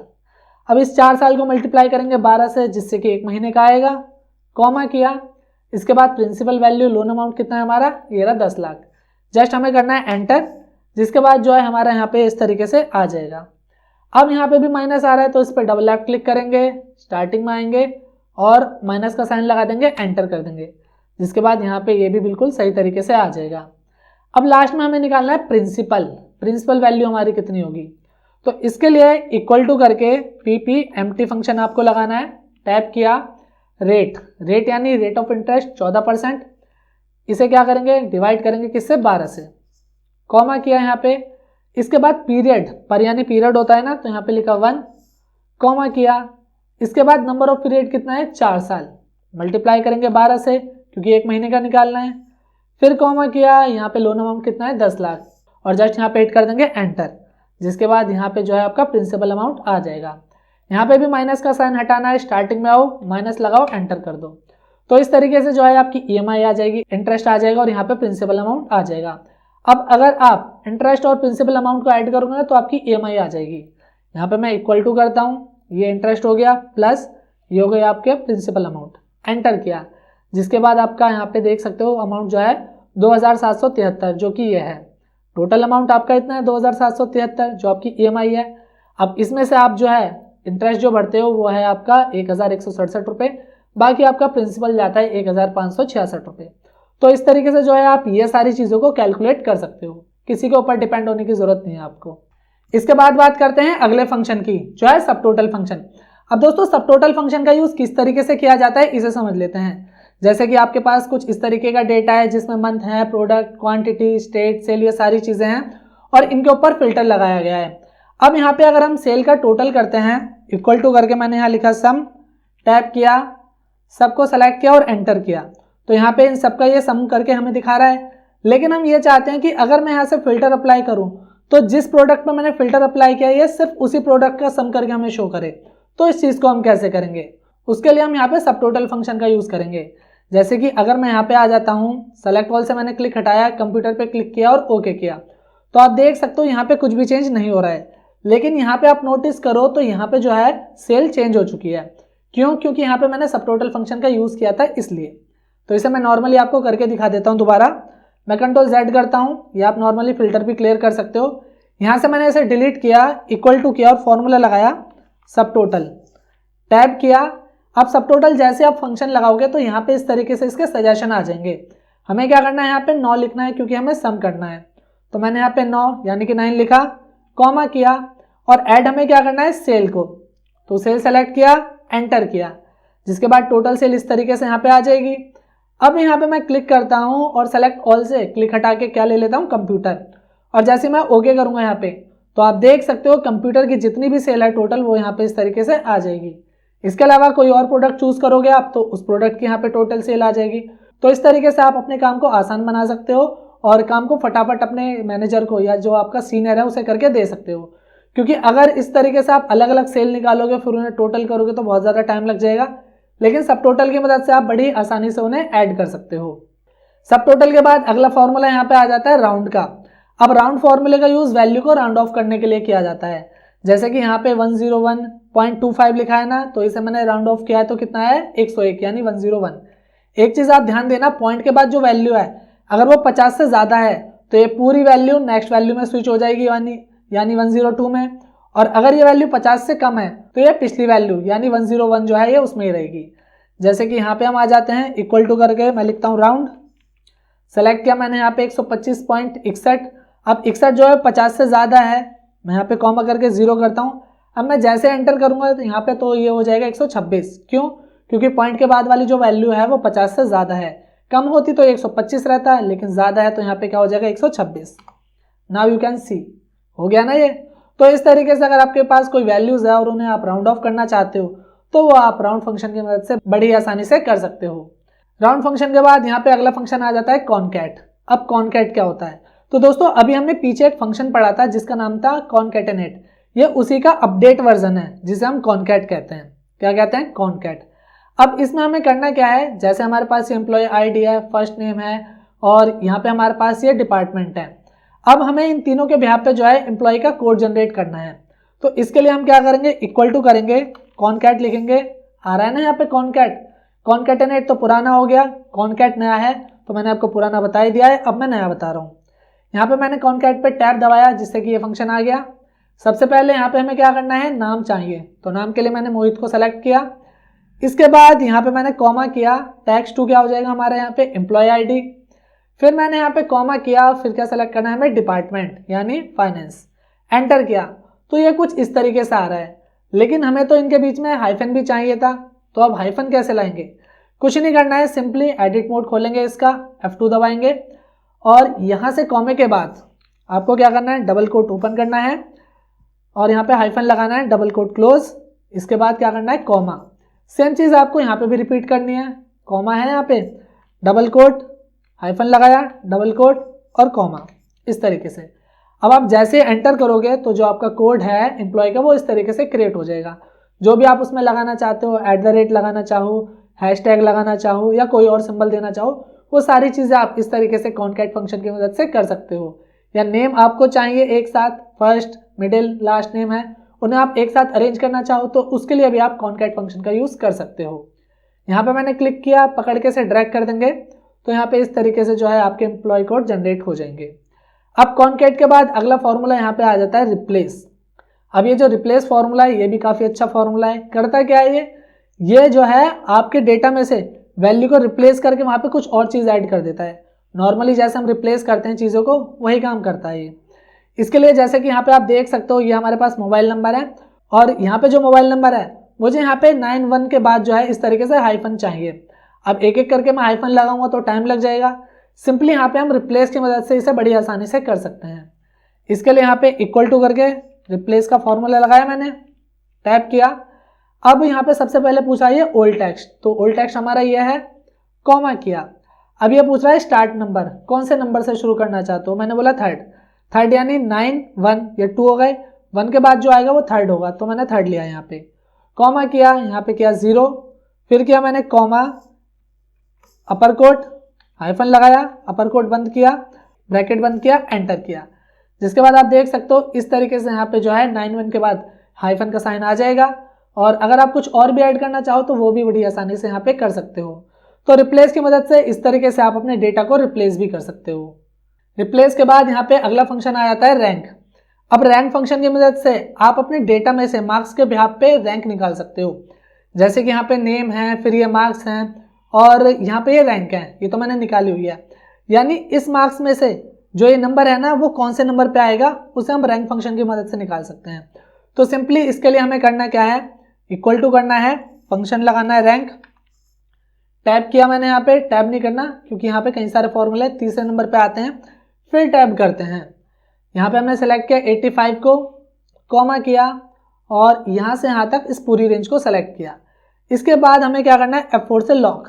लॉक क्यों कर रहे हैं, लॉक इसलिए कर रहे हैं ताकि ये रेंज जो है वो फिक्स रहे। इसके बाद हमें जस्ट एंटर हिट करना है, जिसके बाद आप देखोगे कि यहाँ पे इस तरीके से जो रैंक है वो निकल के आ जाएगी। पकड़ के ड्रैग कर दो, जिसके बाद सबकी रैंक इस तरीके से निकल के आ जाएगी। यहाँ पे 98 है तो इसकी पहली रैंक है, यहाँ पे 92 है तो इसकी ये सेकंड रैंक है, इसके बाद 85 है तो ये थर्ड है। इस तरीके से आप रैंक की मदद से बड़ी आसानी से रैंक निकाल सकते हो। रैंक के बाद अगला फंक्शन यहाँ पे आ जाता है इनडायरेक्ट का। अब इनडायरेक्ट फंक्शन का क्या यूज होता है, अब दोस्तों कई बार इंटरव्यू में घुमा फिरा के क्वेश्चन पूछ लिए जाते हैं। जैसे कि आपसे ये पूछा जा सकता है कि भाई इस डेटा में से मैं किसी का भी सेल नेम यहाँ पे लिखूं तो उसकी सेल वैल्यू यहाँ पे आ जाए, ये मुझे करके दिखाओ, ये कैसे होगा। तो आप कंफ्यूज हो जाओगे कि यार ये कैसे होगा, इसके बारे में तो मैंने पढ़ा भी नहीं है, बड़ी अजीब सी चीज़ पूछ ली। तो घबराना नहीं है, सिंपली यहाँ पे आना है, इक्वल टू करके फॉर्मूला लगाना है इनडायरेक्ट का। इनडायरेक्ट हमने लिखा, यहाँ पे मैंने फंक्शन लगाया इनडायरेक्ट का, फॉर्मूला बोल दिया गलती से मैंने। अब यहाँ पे आपको इस रेंज को सेलेक्ट करना है, सेलेक्ट किया इसे रेंज को या सेल बोल लो और जस्ट एंटर हिट करना है। अब यहाँ पे रेफरेंस का एरर आ रहा है, क्यों आ रहा है रेफरेंस का एरर, क्योंकि यहाँ पे हमने कोई भी सेल नेम नहीं दिया है। अब यहाँ पे मैं सेल नेम देता हूँ B3, B3 क्या है, B column third row Radha. तो यहाँ पे मैं जैसे ही टाइप करता हूँ इसमें आके B3 एंटर किया तो यहाँ पे क्या आ जाएगा, राधा। इसके अलावा अगर मैं टाइप करूँ यहाँ पे C8 तो C8 में क्या है, शिखा, तो शिखा आ जाएगा इस तरीके से। इसके अलावा मैं टाइप करूँ यहाँ पे A7 तो A7 में क्या है, सोहेल, तो सोहेल आ जाएगा यहाँ पे। तो इनडायरेक्ट फंक्शन की मदद से आप इनडायरेक्टली किसी भी फंक्शन का नाम दे सकते हो और उसमें अगर आप कोई भी यहाँ पे सेल वैल्यू फिल करोगे तो उस सेल में जो भी डेटा होगा वो आपके इस सेल में आ जाएगा जहाँ पे आपने फॉर्मूला अप्लाई किया है। क्लियर। इसके बाद बात करते हैं अगले फंक्शन की, जो है सर्च फंक्शन। अब दोस्तों सर्च फंक्शन की मदद से आप अपने किसी भी डेटा में से जो कैरेक्टर है वो कितने नंबर पे है उसे फाइंड कर सकते हो। जैसे कि यहाँ पे नेम है रजनी में हम जे फाइंड कर रहे हैं, जे की पोजीशन क्या है, तो यहाँ पे जे की पोजीशन तीसरे नंबर पे है तो यहाँ पे 3 आ गया। ज्योति में वाई कौन से नंबर पे है, दूसरे नंबर पे, तो यहाँ पे 2 लिखा आ जाए। इसके लिए क्या करना है, इक्वल टू करके सर्च लिखना है, फंक्शन लगाया, हमें फाइंड क्या करना है वाई, तो वाई सेलेक्ट किया, कॉमा, किस में से करना है, ज्योति में से, इसे सेलेक्ट किया और एंटर हिट किया। जिसके बाद आप देख सकते हो इस तरीके से यहाँ पे जो भी आपका टेक्स्ट है वो जिस नंबर पे है वो आ जाएगा। तो पकड़ के इसे ड्रैग करेंगे, जिसके बाद यहाँ पे इस तरीके से ये भी फाइंड होके आ जाएगा। इसके बाद आते हैं अगले फंक्शन की तरफ, जो है ईओ मंथ। अब ईओ मंथ की मदद से आप मंथ में कितने डेज हैं उसे फाइंड कर सकते हैं। जैसे बहुत सारे लोगों को कंफ्यूजन होती है ना, जनवरी कितने दिन का है, मार्च कितने दिन का है, जुलाई कितने दिन का है, दिसंबर कितने दिन का है, तो आप ईओ मंथ्स की मदद से उसे बड़ी आसानी से निकाल सकते हो। इसके लिए क्या करना है, आपको सिंपली यहाँ पे आना है, इक्वल टू करके डे का फॉर्मूला लगाना है, टैप करना है और लिखना है यहाँ पे ईओ मंथ। टैप किया यहाँ पे और इसके बाद मैंने इस मंथ को सेलेक्ट किया, कॉमा किया, 0 किया, ब्रैकेट किया बंद और जस्ट एंटर हिट कर दिया। जिसके बाद आप देख सकते हो इस तरीके से यहाँ पे यह आ जाएगा। जनवरी में कितने दिन है, 31 दिन, फरवरी में कितने दिन है, 28 दिन, ये आ जाएगा। पकड़ के ड्रैग कर देंगे तो इस तरीके से हर मंथ में कितने दिन है वो इजीली आप यहाँ से निकाल सकते हो। तो ईओ मंथ की मदद से आप बड़ी आसानी से किस मंथ में कितने दिन है उसे फाइंड कर सकते हो। इसके बाद यहाँ पे अगला फॉर्मूला आ जाता है सम का। ये तो बड़ा सिंपल सा फॉर्मूला है, सबको पता ही होता है, बट नहीं पता तो मैं बता देता हूँ। सिंपली हमें क्या करना है, ये तो मैंने अप्लाई किया हुआ है, इक्वल टू करके सम लिखना है, पहले नंबर पे आ गया सजेशन, टैब दबाना है और यहाँ से यहाँ तक इसे सेलेक्ट करना है जितने सब्जेक्ट हैं, एंटर करना है, जिससे होगा क्या, टोटल यहाँ पे सबका होके आ जाएगा जितने भी हमारे ये सब्जेक्ट हैं। यानी अवनी के हिंदी, इंग्लिश, मैथ, साइंस और एसएसटी में टोटल कितने नंबर हैं, 327। पकड़ के ड्रैग कर देंगे तो यहाँ पे इस तरीके से आ जाएगा। इसके अलावा अगर हमें एवरेज निकालना है तो एवरेज के लिए क्या करेंगे, एवरेज का फॉर्मूला लगाएंगे, इक्वल टू किया, यहाँ पे लिखा मैंने एवरेज। इसके बाद सेलेक्ट करेंगे यहाँ से यहाँ तक, सिर्फ सब्जेक्ट को सेलेक्ट करना है, बाकी किसी और को मत करना, कभी यहाँ पे टोटल भी कर लो, सिर्फ हिंदी से लेकर एसएसटी तक सेलेक्ट किया, एंटर किया, तो यहाँ पे एवरेज निकल के आ जाएगा हमारे इन 5 सब्जेक्ट का। किसका, ये अवनी का। टोटल ये हो गया, एवरेज ये हो गया, पकड़ के ड्रैग करेंगे तो यहाँ पे एवरेज आ जाएगा। इसके बाद अगला फंक्शन हमें देखने को मिल जाता है यहाँ पे इफ का। अब ये इफ फंक्शन कहाँ यूज होता है, इसे ध्यान से समझना, ये लॉजिकल फंक्शन है और ये काफी इंपॉर्टेंट फंक्शन है एक्सेल का। तो इफ फंक्शन जो है एक लॉजिकल फंक्शन है जिसका यूज 2 रिजल्ट के लिए किया जाता है, ट्रू, फॉल्स, सेलेक्ट या रिजेक्ट, पास या फेल, वोटर या non voter, bonus no bonus, इस तरीके से जो कंडीशन होती है ना वहाँ पे इफ़ का यूज़ किया जाता है।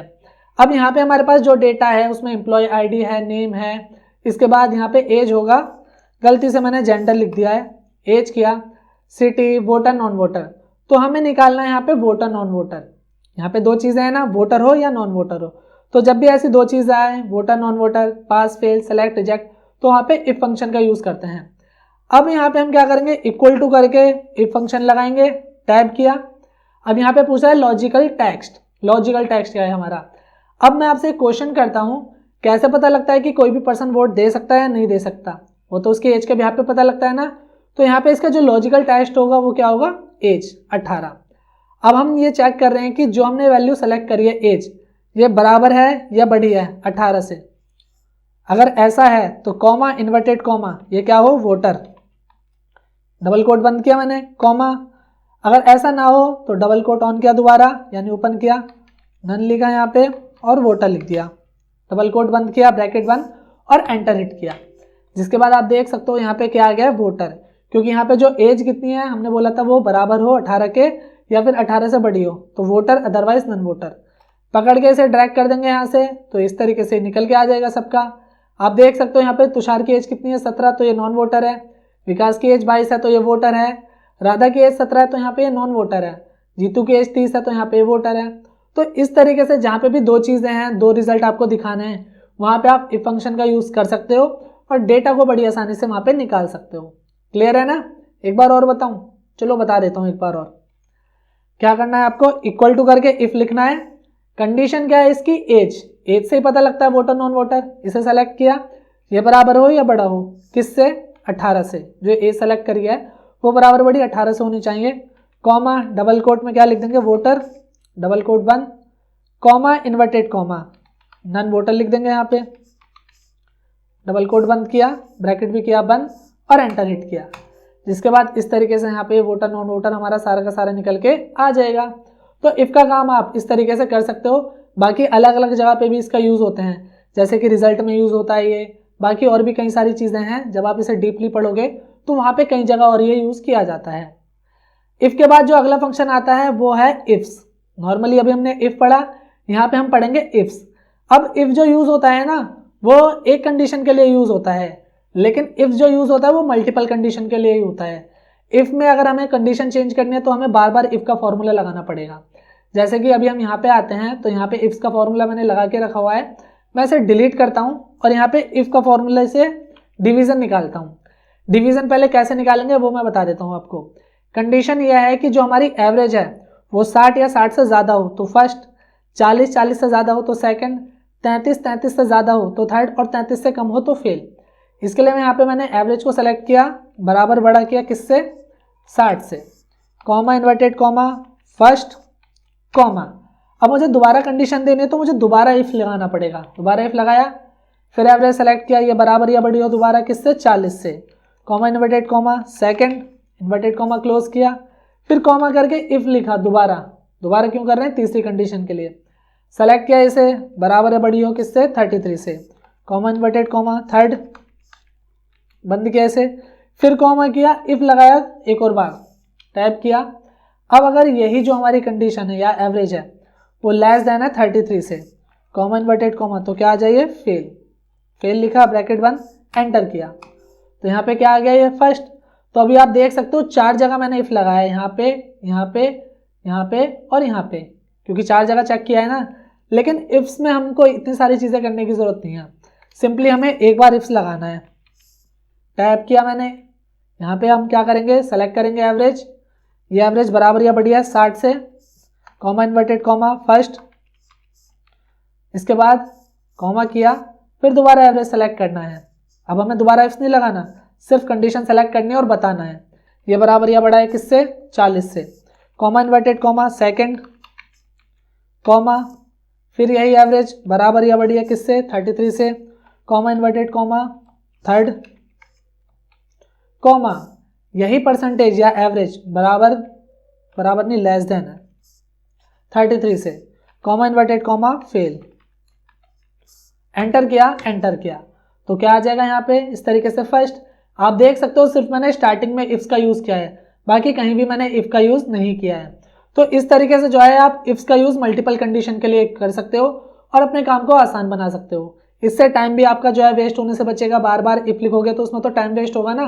तो यहाँ पे आप ये चीज कर सकते हो। यहाँ से मैं इसे पकड़ के ड्रैग कर दूंगा तो सारा का सारा जो डेटा है या डिवीजन है वो यहाँ पे इस तरीके से आ जाएगा। इसके बाद अगला जो फंक्शन आ जाता है वो है यहाँ पे और फंक्शन। अब और फंक्शन का यूज किस लिए किया जाता है? और का मतलब होता है ये या फिर ये ऑप्शन, ये हो या फिर ये हो। ठीक है, जैसे कि अगर मैं आपसे पूछूं आप पिज्जा खाओगे या बर्गर खाओगे, तो दोनों में से मैंने एक की बात करी है ना, तो वहां पे और का यूज किया जाता है। अब यहाँ पे और का यूज किस तरीके से करेंगे हम उसे समझ लेते हैं। तो यहाँ पे मैं नीचे आ जाता हूँ। हमने यहाँ पे ये बोला है ये हमारी एम्प्लॉय आईडी है, ये नेम है, ये 10th के मार्क्स हैं, 12th के मार्क्स हैं। हम इंटरव्यू ले रहे हैं मान लो किसी कैंडिडेट का, और हमसे ये बोला गया है कि भाई आपको उसी कैंडिडेट को हायर करना है जिसके कम से कम 10th में या 12th में किसी एक में जो है 60 से ज़्यादा नंबर हो, उसी का स्टेटस आपको यहाँ पे निकालना है। तो उसके लिए आप क्या करोगे, इक्वल टू करोगे और का फॉर्मूला लगाओगे, और आपने बोला यहाँ पे ये जो वैल्यू है 10th की, ठीक है, ये बराबर हो या बड़ी हो किससे, 60 से, कॉमा। इसके बाद आपने ये चेक की दूसरी कंडीशन, ये बराबर हो या बड़ी हो किससे, 60 से, ब्रैकेट बंद किया और जस्ट एंटर हिट करना है। दोनों में सेम कंडीशन देनी है, इसे 60 के बराबर और बड़ा किया तो इसे भी 60 के बराबर और बड़ा ही करना पड़ेगा। जस्ट आपको एंटर हिट करनी है। एंटर हिट करने के बाद आप देख सकते हो यहाँ पे 60 से ज़्यादा ये भी है, ये भी 60 से ज़्यादा है, जिसकी वजह से यहाँ पे क्या आ रहा है, ट्रू। अगर मैं यहाँ से इसे कम कर देता हूँ तो आप देखोगे अब भी ये ट्रू है, लेकिन अगर मैं यहाँ से इसे कम कर दूंगा तो ये क्या आ जाएगा, फॉल्स। क्यों फॉल्स आ जाएगा, क्योंकि कम से कम एक में वो कंडीशन फुलफिल होनी चाहिए जिसकी वजह से यहाँ पे स्टेटस जो है वो ट्रू आए। अब इसे हमें सबका निकालना है तो पकड़ के ड्रैग कर देंगे जिससे कि सबका स्टेटस इस तरीके से यहाँ पे निकल के आ जाएगा। अब ये तो बात हुई और की, लेकिन यहाँ पे अब हम पढ़ने वाले हैं इफ और। क्या पढ़ने वाले हैं, इफ और। इफ में क्या था, सेलेक्ट, रिजेक्ट, पास, फेल, ट्रू, फॉल्स, ये सारी चीजें थी। और में हम दोनों में से एक कंडीशन को चेक करते हैं और जो डेटा सही होता है उसके बिहाफ पे रिजल्ट हमारा ट्रू आ जाता है। दोनों को कंबाइन करके किस तरीके से काम करेंगे उसे देखते हैं। यहाँ पे हम आते हैं, फॉर्मूला लगाते हैं सबसे पहले इक्वल टू इफ, इसके बाद फॉर्मूला लगाते हैं यहाँ पे और। अब इतना करने के बाद मैं आपको पहले समझा देता हूँ हमें करना क्या है। हम ये चाहते हैं इसमें या इसमें 60 से ज़्यादा नंबर हो तो क्या है, सेलेक्ट, ट्रू नहीं सेलेक्ट आए। सेलेक्ट क्यों आएगा, क्योंकि भाई इफ का हम लगा रहे हैं यहाँ पे इस बार फंक्शन, तो अपने अकॉर्डिंग हम यहाँ पे इनपुट दे सकते हैं कि हमें सेलेक्ट चाहिए या फिर ट्रू चाहिए, क्या चाहिए, तो वो हम इफ की मदद से निकाल सकते हैं। अब सिंपली हम यहाँ पे और पे चेक करते हैं, ये वाली कंडीशन बराबर या बड़ी हो 60 से, कॉमा, ये वाली कंडीशन है, ये वाली कंडीशन या फिर बराबर या बड़ी हो 60 से, ब्रैकेट किया बंद, और का काम खत्म। अब इफ चेक करेगा कि अगर ऐसा है तो क्या होना चाहिए, कॉमा, इन्वर्टेड कॉमा, ऐसा है तो क्या हो जाए, सेलेक्ट, कॉमा, इन्वर्टेड कॉमा, ऐसा नहीं हो तो क्या हो जाए, रिजेक्ट, डबल कोट बंद किया और एंटर किया। जिसके बाद आप देख सकते हो यहाँ पे क्या आ जाएगा, सेलेक्ट, क्योंकि नंबर दोनों में ज़्यादा है। अगर मैं कम कर दूं एक में कोई इशू नहीं है, एक में तो ज़्यादा है, यहाँ से भी कम कर दूं तो यहाँ पे क्या हो जाएगा, ये रिजेक्ट। तो कम से कम एक में नंबर ज़्यादा होंगे तभी ये सेलेक्ट करेगा, वरना क्या कर देगा, उसे रिजेक्ट। तो इस तरीके से आप इफ के साथ भी और का यूज़ कर सकते हो और अपने अकॉर्डिंग जो भी इनपुट देना चाहो वैल्यू के लिए वो यहाँ पे दे सकते हो। अब यहाँ पे बात करते हैं एंड फंक्शन की। जैसे हमने क्या पढ़ा और, तो यहाँ पे हम पढ़ेंगे एंड। एंड में क्या होता है, दोनों की बात होती है, इसमें भी कंडीशन फुलफिल होनी चाहिए, इसमें भी कंडीशन फुलफिल होनी चाहिए, तब यहाँ पे स्टेटस क्या आएगा, ट्रू। यहाँ पे जैसे 85 है, इसमें तो फुलफिल है, इसमें नहीं है, मैं इसमें भी कर देता हूँ, एंटर करता हूँ तो आप देख सकते हो यहाँ पे ट्रू आ चुका है। तो इसके लिए इक्वल टू करके आपको लिखना है एंड, सेलेक्ट करेंगे वैल्यू, ये बराबर हो या बड़ी हो किससे, 60 से, कॉमा, फिर हम क्या करेंगे, सेकंड कंडीशन तो दिख ही नहीं रही, नीचे यहाँ पे क्लिक करेंगे और यहाँ पे एरो की से ऊपर आ जाएंगे, हो गई कंडीशन, यहाँ पे select, equal to greater than हो, ये भी किससे, 60 से, ब्रैकेट बंद, एंटर किया, दोनों में फुलफिल है कंडीशन इसलिए ट्रू आ रही है। यहाँ पे मैंने कम किया, एंटर किया तो यहाँ पे क्या आ जाएगा, फॉल्स। यहाँ पे आएंगे, पकड़ के ड्रैग करेंगे तो इस तरीके से यहाँ पे ये सबका निकाल देगा। अब जैसे हमने इफ और पढ़ा था तो यहाँ पे भी हम जो अगला फंक्शन पढ़ने वाले हैं वह है इफ और एंड। इसमें भी हम अपनी तरफ से इनपुट देंगे लेकिन एंड के साथ। जैसे कि यहाँ पे आप देख सकते हो 85 यहाँ पे है, 51 यहाँ पे है, तो यहाँ पे कौन सा फॉर्मूला लगाया गया है अभी, और का। तो यहाँ पे अगर मैं और की जगह कर देता हूँ एंड, एंड क्या करेगा, दोनों में चेक करेगा, कंडीशन दोनों में फुलफिल होनी चाहिए। एंटर किया तो यहाँ पे क्या हो जाएगा, ये रिजेक्ट। अगर मैं ऐसे कर देता हूँ 74 तो क्या हो जाएगा, ये सेलेक्ट। क्लियर है ना। बस क्या करना है आपको, और की जगह पे एंड लगाना है और इफ का यूज कर देना है, जिससे कि यहाँ पे इस तरीके से सेलेक्ट और रिजेक्ट के बिहाफ पे आप इफ के साथ एंड का यूज करके डेटा को निकाल सकते हो। अब यहाँ पे ये कैंडिडेट तभी सेलेक्ट होंगे जब इनके दोनों में 10th और 12th दोनों में ही जो है 60 से प्लस नंबर होंगे।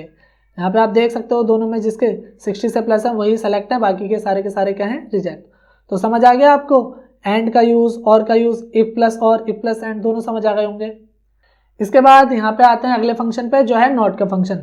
अब नॉट का फंक्शन किस तरीके से यूज किया जाता है, तो नॉट का फंक्शन यूज किया जाता है सही वैल्यू को गलत दिखाने के लिए। किस चीज के लिए, सही वैल्यू को गलत दिखाने के लिए। कई बार ऐसा हो जाता है कि भाई हमें ट्रू को फॉल्स दिखाना पड़ जाता है और फॉल्स को ट्रू दिखाना पड़ जाता है, तो उसके लिए जो है हम नॉट फंक्शन का यूज करते हैं।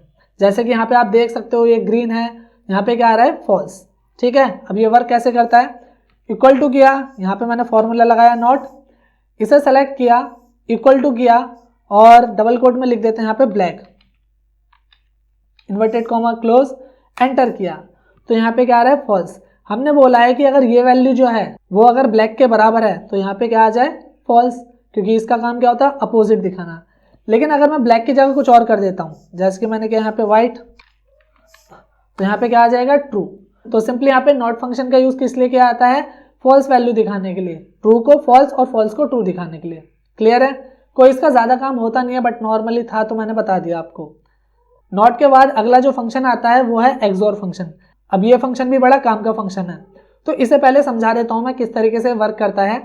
जैसे कि आपके पास वैल्यूज हैं और यहाँ पे दो लॉजिक है, उसमें पहला ट्रू है दूसरा फॉल्स है। अगर ऐसे आपके पास डेटा है जिसमें पहला लॉजिक ट्रू है दूसरा फॉल्स है, तो उसका आप जो रिजल्ट निकालोगे वो ट्रू आएगा। फिर अगर आपके पास कोई ऐसा लॉजिक है जिसमें पहला ट्रू है और दूसरा भी ट्रू है तो वो फॉल्स आएगा। और अगर कोई ऐसा लॉजिक है जिसमें पहला फॉल्स है और दूसरा फॉल्स है, दोनों फॉल्स हैं, तो ये फॉल्स आएगा। यानी कुल मिला के कब ट्रू वैल्यू देगा, जब आपका पहले और दूसरे में से कोई एक लॉजिक जो है वो फॉल्स होगा तब ये ट्रू देगा। अदरवाइज दोनों ट्रू होंगे तब भी फॉल्स देगा और दोनों फॉल्स होंगे तब भी ये फॉल्स देगा। जैसे कि यहाँ पे देखो फॉल्स लिखा आ रहा है ना। अब यहाँ पे आके मैंने इक्वल टू किया, फॉर्मूला लगाया एक्सोर, मैंने बोला है ये वाली जो वैल्यू है वो इक्वल टू और ग्रेटर देन हो किससे, कितना कर लेते हैं 60, ठीक है, कॉमा किया। फिर यहाँ पे अगली वैल्यू के लिए जगह नहीं है तो नीचे आता हूँ मैं, एरो की से ऊपर आ गया, यहाँ पे भी मैंने सेलेक्ट किया और ग्रेटर देन किया। अब यहाँ पे मैं कर लेता हूँ कितना 80 किया और मैं करता हूँ ब्रैकेट 1 एंटर, फिर एंटर। तो आप देख सकते हो यहाँ पे क्या आ रहा है ट्रू। ट्रू क्यों आ रहा है, डबल लेफ्ट क्लिक किया मैंने यहाँ पे, ये तो 95 था और यहाँ पे क्या था 65, जिसकी वजह से यहाँ पे जो है ट्रू आ रहा है, क्योंकि ये कंडीशन तो फुलफिल है बट ये फुलफिल नहीं है, ये फॉल्स है, जिसकी वजह से यहाँ पे क्या आ रहा है ट्रू, क्योंकि ट्रू और फॉल्स मिलके क्या बनाते हैं ट्रू। समझ आया ना। अगर सबका निकालना चाहते हो पकड़ के ड्रैग कर दो तो इस तरीके से सबका निकाल देगा। इसके बाद इसे थोड़ा प्रैक्टिकली समझ लेते हैं, ज्यादा अच्छे से समझ आ जाएगा। यहाँ पे आ जाते हैं अगले फंक्शन में जिसमें इसका इफ के साथ यूज किया गया है, इफ प्लस एक्सोर। अब यहाँ पे ये ट्रू फॉल्स ट्रू होगा, ट्रू ट्रू फॉल्स होगा और फॉल्स फॉल्स क्या होगा फॉल्स। इसे किस तरीके से करना है उसे देख लेते हैं। हम ये चाहते हैं कि ये हमारा बोनस है 2024 का और 2025 का। अगर किसी भी पर्सन को 2024 या 2025 में बोनस ना मिला हो तो उसे यहाँ पे बोनस मिले। इसके लिए इक्वल टू करके हमने इफ लिखा, टैप किया और यहाँ पे फॉर्मूला लगाया, फॉर्मूला यानी फंक्शन लगाया एक्सोर का। इसके बाद पहला लॉजिक लिया, ये लॉजिक बराबर हो किसके, नो के। नो का मतलब क्या है यहाँ पे कि इसके अंदर अगर नो है, ये है इसका मतलब, कॉमा, और दूसरा लॉजिक या फिर ये जो है इसके अंदर नो है, दोनों में से किसी एक के अंदर नो है, कॉमा इन्वर्टेड कॉमा, अगर ऐसा है तो क्या मिलना चाहिए इन्हें बोनस, क्योंकि दोनों में से जब एक फॉल्स होगा तभी उसे क्या मिलेगा बोनस। कॉमा इन्वर्टेड कॉमा अगर ऐसा नहीं है तो क्या मिले उसे नो बोनस। नो बोनस लिखा मैंने, एंटर किया तो यहाँ पे क्या आ गया बोनस, क्योंकि एक वैल्यू फॉल्स है एक ट्रू है, जिसकी वजह से यहाँ पे क्या आ गया बोनस, यानी ट्रू वैल्यू। एक ट्रू है एक फॉल्स है तो क्या आ जाएगा यहाँ पे ट्रू। अब अगर मैं इसे पकड़ के ड्रैग करूं तो आप देख सकते हो यहाँ पे दोनों नो है यानी दोनों फॉल्स है, तो दोनों के फॉल्स होने पे क्या आएगा फॉल्स।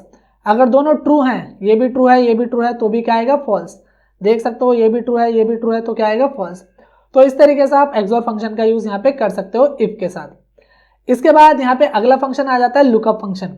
अब लुकअप फंक्शन जो है ये भी बड़े काम का फंक्शन है, जिसका यूज डेटा को फाइंड करने के लिए किया जाता है। अब जैसे कि अभी हमारे पास ये एक आईडी नंबर है, इसके बिहाफ पे मुझे नेम, डेजिग्नेशन, बेसिक सैलरी ये फाइंड करना है। तो इसके लिए हम यहाँ पे आएंगे, इक्वल टू करके लुकअप लिखा मैंने, टैब दबाया। अब सबसे पहले ये पूछा है लुकअप वैल्यू, यानी जिस वैल्यू के बेस पे डेटा फाइंड कर रहे हो। तो हम 105 के बेस पे फाइंड कर रहे हैं, इसे सेलेक्ट किया मैंने, फिर किया कॉमा।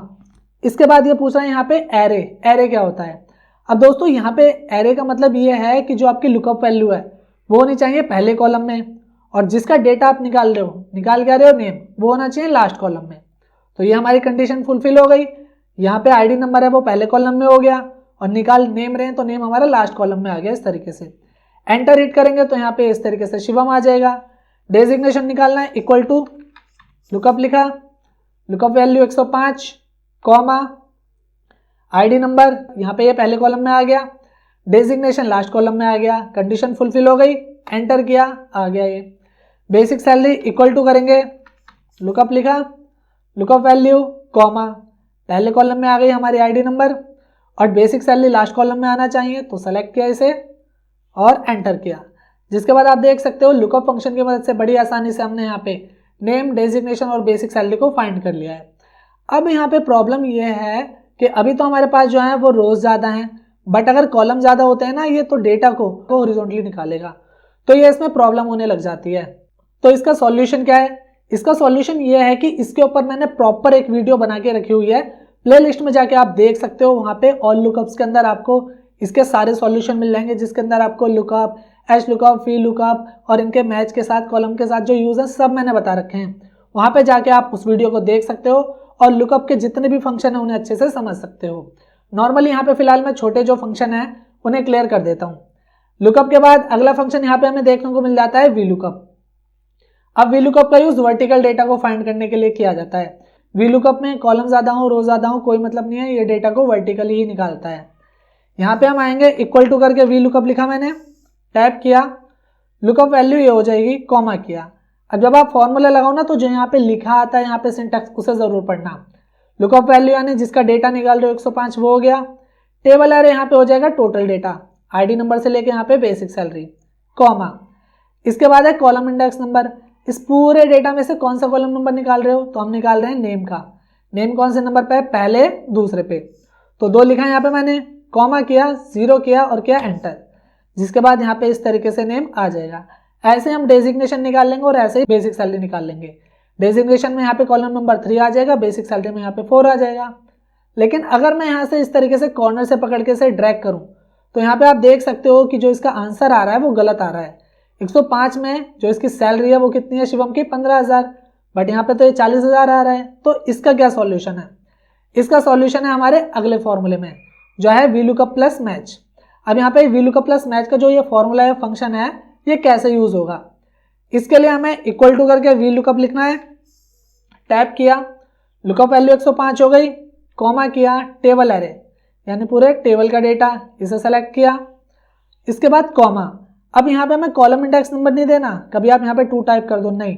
यहाँ पे हम फॉर्मूला लगाएंगे मैच का। मैच का फॉर्मूला लगाया। अब ये मैच का फॉर्मूला कैसे वर्क करता है इसके बारे में मैं अभी आपको आगे बताऊंगा। फिलहाल यहाँ पे मैंने मैच का फॉर्मूला लगाया। लुकअप वैल्यू क्या होता है तो मैं ये बता चुका हूँ। लुकअप वैल्यू क्या होता है? जिसका हमें डेटा फाइंड करना होता है। तो हम यहाँ पे दूसरे कॉलम का डेटा निकाल रहे थे, तो यहाँ पे दूसरा कॉलम हम सेलेक्ट कर लेंगे, कॉमा, लुकअप एरे यानी ये जो नेम है वो किस एरिया से बिलोंग करता है। नेम क्या, एक हेडिंग है ना, तो यहाँ से हम पूरी की पूरी हेडिंग ले लेंगे ये इस तरीके से। कॉमा किया, 0 किया, ब्रैकेट किया बंद, फिर कॉमा किया, 0 किया, ब्रैकेट किया बंद। अब 1 0 तो हमने मैच के लिए लगाया है और 1 0 लगाया है यहाँ पे वी लुकअप के लिए। अब हमें यहाँ पे वैल्यू को करना है लॉक। लॉक क्यों करना है? क्योंकि अगर मैं एंटर करूंगा यहाँ पे और इस तरीके से इसे पकड़ के ड्रैग करूंगा, तो आप देख सकते हो अभी भी जो यहाँ पे सैलरी आ रही है वो गलत आ रही है। क्यों आ रही है? अगर मैं यहाँ पे डबल लेफ्ट क्लिक कर रहा हूँ तो आप देख सकते हो जो रेंज है हमारी वो शिफ्ट हो जाती है ड्रैग करने पे, जिससे कि प्रॉब्लम क्रिएट हो जाती है, हमारी बेसिक सैलरी जो है वो गलत आ जाती है। तो इसका सॉल्यूशन क्या है?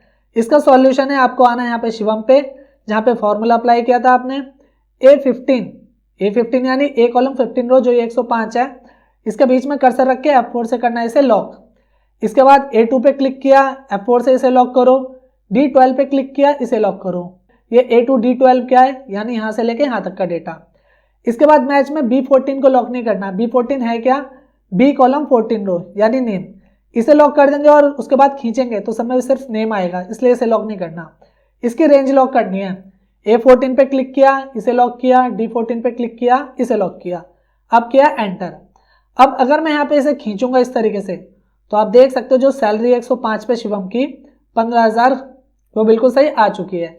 लेकिन अगर आप यहाँ पे B14 को भी लॉक कर दोगे जो कि नेम है, यहाँ पे मैं F4 से इसे लॉक करता हूँ, एंटर किया, अब इसे लॉक कर दोगे तो यहाँ पे होगा क्या, सब में शिवम आएगा। इसलिए हमें क्या करना है, जो हमारा यहाँ पे ये B14 है यानी शिवम वाला जो डेटा है या नेम का कॉलम जो हमने सेलेक्ट किया है, इसे लॉक नहीं करना है। क्लियर है? तो इस तरीके से अगर आप ड्रैग करके डेटा निकालना चाहते हो तो VLOOKUP प्लस मैच का यूज कर सकते हो। अब VLOOKUP प्लस मैच के बाद जो अगला फंक्शन आ जाता है वो है HLOOKUP, यानी अगर आपको हॉरिजॉन्टल डेटा फाइंड करना है तो वहां पे आप HLOOKUP का यूज कर सकते हो। इसके लिए हम आएंगे यहाँ पे इक्वल टू करके HLOOKUP लिखा मैंने, टैप किया, लुकअप वैल्यू क्या हो जाएगी यहाँ पे नेम, कॉमा किया, लुकअप एरे क्या हो जाएगा यहाँ पे टोटल डेटा हमारा, sorry table array, lookup array बोल दिया मैंने, table array, table array total data होता है हमारा, टेबल एरे या array total collection of data, comma किया। इसके बाद रो इंडेक्स नंबर, इस पूरे डेटा में से कौन सी रो देखना चाहते हो आप, तो हम 101 नंबर की जो रो है उसे देखना चाहते हैं, क्योंकि 101 नंबर का हम नेम निकाल रहे हैं। कितने नंबर पे है ये, दूसरे नंबर पे 1 और 2, तो यहाँ पे हमने लिखा 2, कॉमा किया, 0 किया, एंटर किया, जिसके बाद यहाँ पे 101 नंबर पर जो है राहुल है वो आ जाएगा। अब अगर आप इसे भी पकड़ के ड्रैग करोगे तो यहाँ पे गलती आने के चांसेस बिल्कुल हैं। अब फिलहाल तो यहाँ पे ठीक आ गया है, क्यों आ गया है, क्योंकि डेटा कम है। बड़े डेटा पे काम करोगे तो डेफिनेटली यहाँ पे आपकी गलती आएगी, तो कभी भी सिंपल VLOOKUP या HLOOKUP लगा के आपको ड्रैग नहीं करना है। VLOOKUP प्लस मैच तो बता दिया, HLOOKUP प्लस मैच देख लेते हैं जिससे कि हम डेटा ड्रैग करें तो गलती ना हो। इसके लिए equal to HLOOKUP, lookup value name हो गया, कॉमा, यहां से यहां तक सेलेक्ट किया पूरे डेटा को, कॉमा किया। अब रो इंडेक्स नंबर नहीं देना, इसकी जगह क्या लगाना है, मैच का फॉर्मूला, मैच लिखा, लुकअप वैल्यू क्या हो जाएगी, जिस रो का हम डेटा निकाल रहे हैं, तो 101 का निकाल रहे हैं ना, ये हो गई lookup value, comma lookup array, यानी 101 किस एरिया में आता है, चाहे आप इसे सेलेक्ट कर लो पूरा, चाहे इसे कर लो, सेम है दोनों, कॉमा किया, 0 किया, ब्रैकेट किया बंद, कॉमा किया, 0 किया, ब्रैकेट किया बंद। इसके बाद लॉक कर देंगे, G2 को लॉक कर देते हैं F4 से, यानी सिर्फ इस सेल का जो डेटा हो वही शो हो। A2 को लॉक कर देंगे, D12 को लॉक कर देंगे, F3 को लॉक नहीं करना, क्यों, F3 क्या है, F कॉलम थर्ड रो यानी 101 को लॉक नहीं करना, क्योंकि ड्रैग करेंगे तो उसके बाद 102 का है, फिर 3 का, फिर 4 का, इस वजह से। A2 को लॉक किया, A12 को लॉक किया, एंटर किया, यहाँ पे आए, पकड़ के से ड्रैग किया तो आप देख सकते हो सबका डेटा बिल्कुल परफेक्ट तरीके से और बिल्कुल सही तरीके से यहाँ पे आ जाएगा। तो अगर आप हॉरिजॉन्टल डेटा ड्रैग करके लाना चाहते हो तो आपको HLOOKUP प्लस मैच का यूज करना है। अब इसके बाद जो अगला फंक्शन आ जाता है वो है XLOOKUP। अब XLOOKUP क्या है, तो XLOOKUP, लुकअप, VLOOKUP और HLOOKUP इन सब का अपडेट वर्जन है XLOOKUP। आपको अब बाकी चीजें करने की कोई जरूरत नहीं है, सिंपली आप इक्वल टू करके XLOOKUP यहाँ पे लगाओ, लगाया मैंने, और यहाँ पे क्या करना है, लुकअप वैल्यू 105, ये लुकअप वैल्यू हो गई, कॉमा, इसके बाद ये क्या पूछता है, लुकअप एरे, लुकअप एरे क्या हो जाएगा यहाँ पे, यानी ये वैल्यू जहाँ पे बिलोंग करती है तो ये यहाँ से बिलोंग करती है ID नंबर से, comma, return array, return array क्या चाहिए आपको, नेम, तो यहाँ पे नेम सेलेक्ट किया, एंटर किया, तो इस तरीके से यहाँ पे आ जाएगा। डेजिग्नेशन निकालना है, इक्वल टू X, लुकअप लिखा, lookup value, comma, lookup array यानी कहाँ पे बिलोंग करती है वैल्यू, यहाँ पे, कॉमा, रिटर्न एरे क्या है, डेजिग्नेशन, एंटर करेंगे, ये आ जाएगा।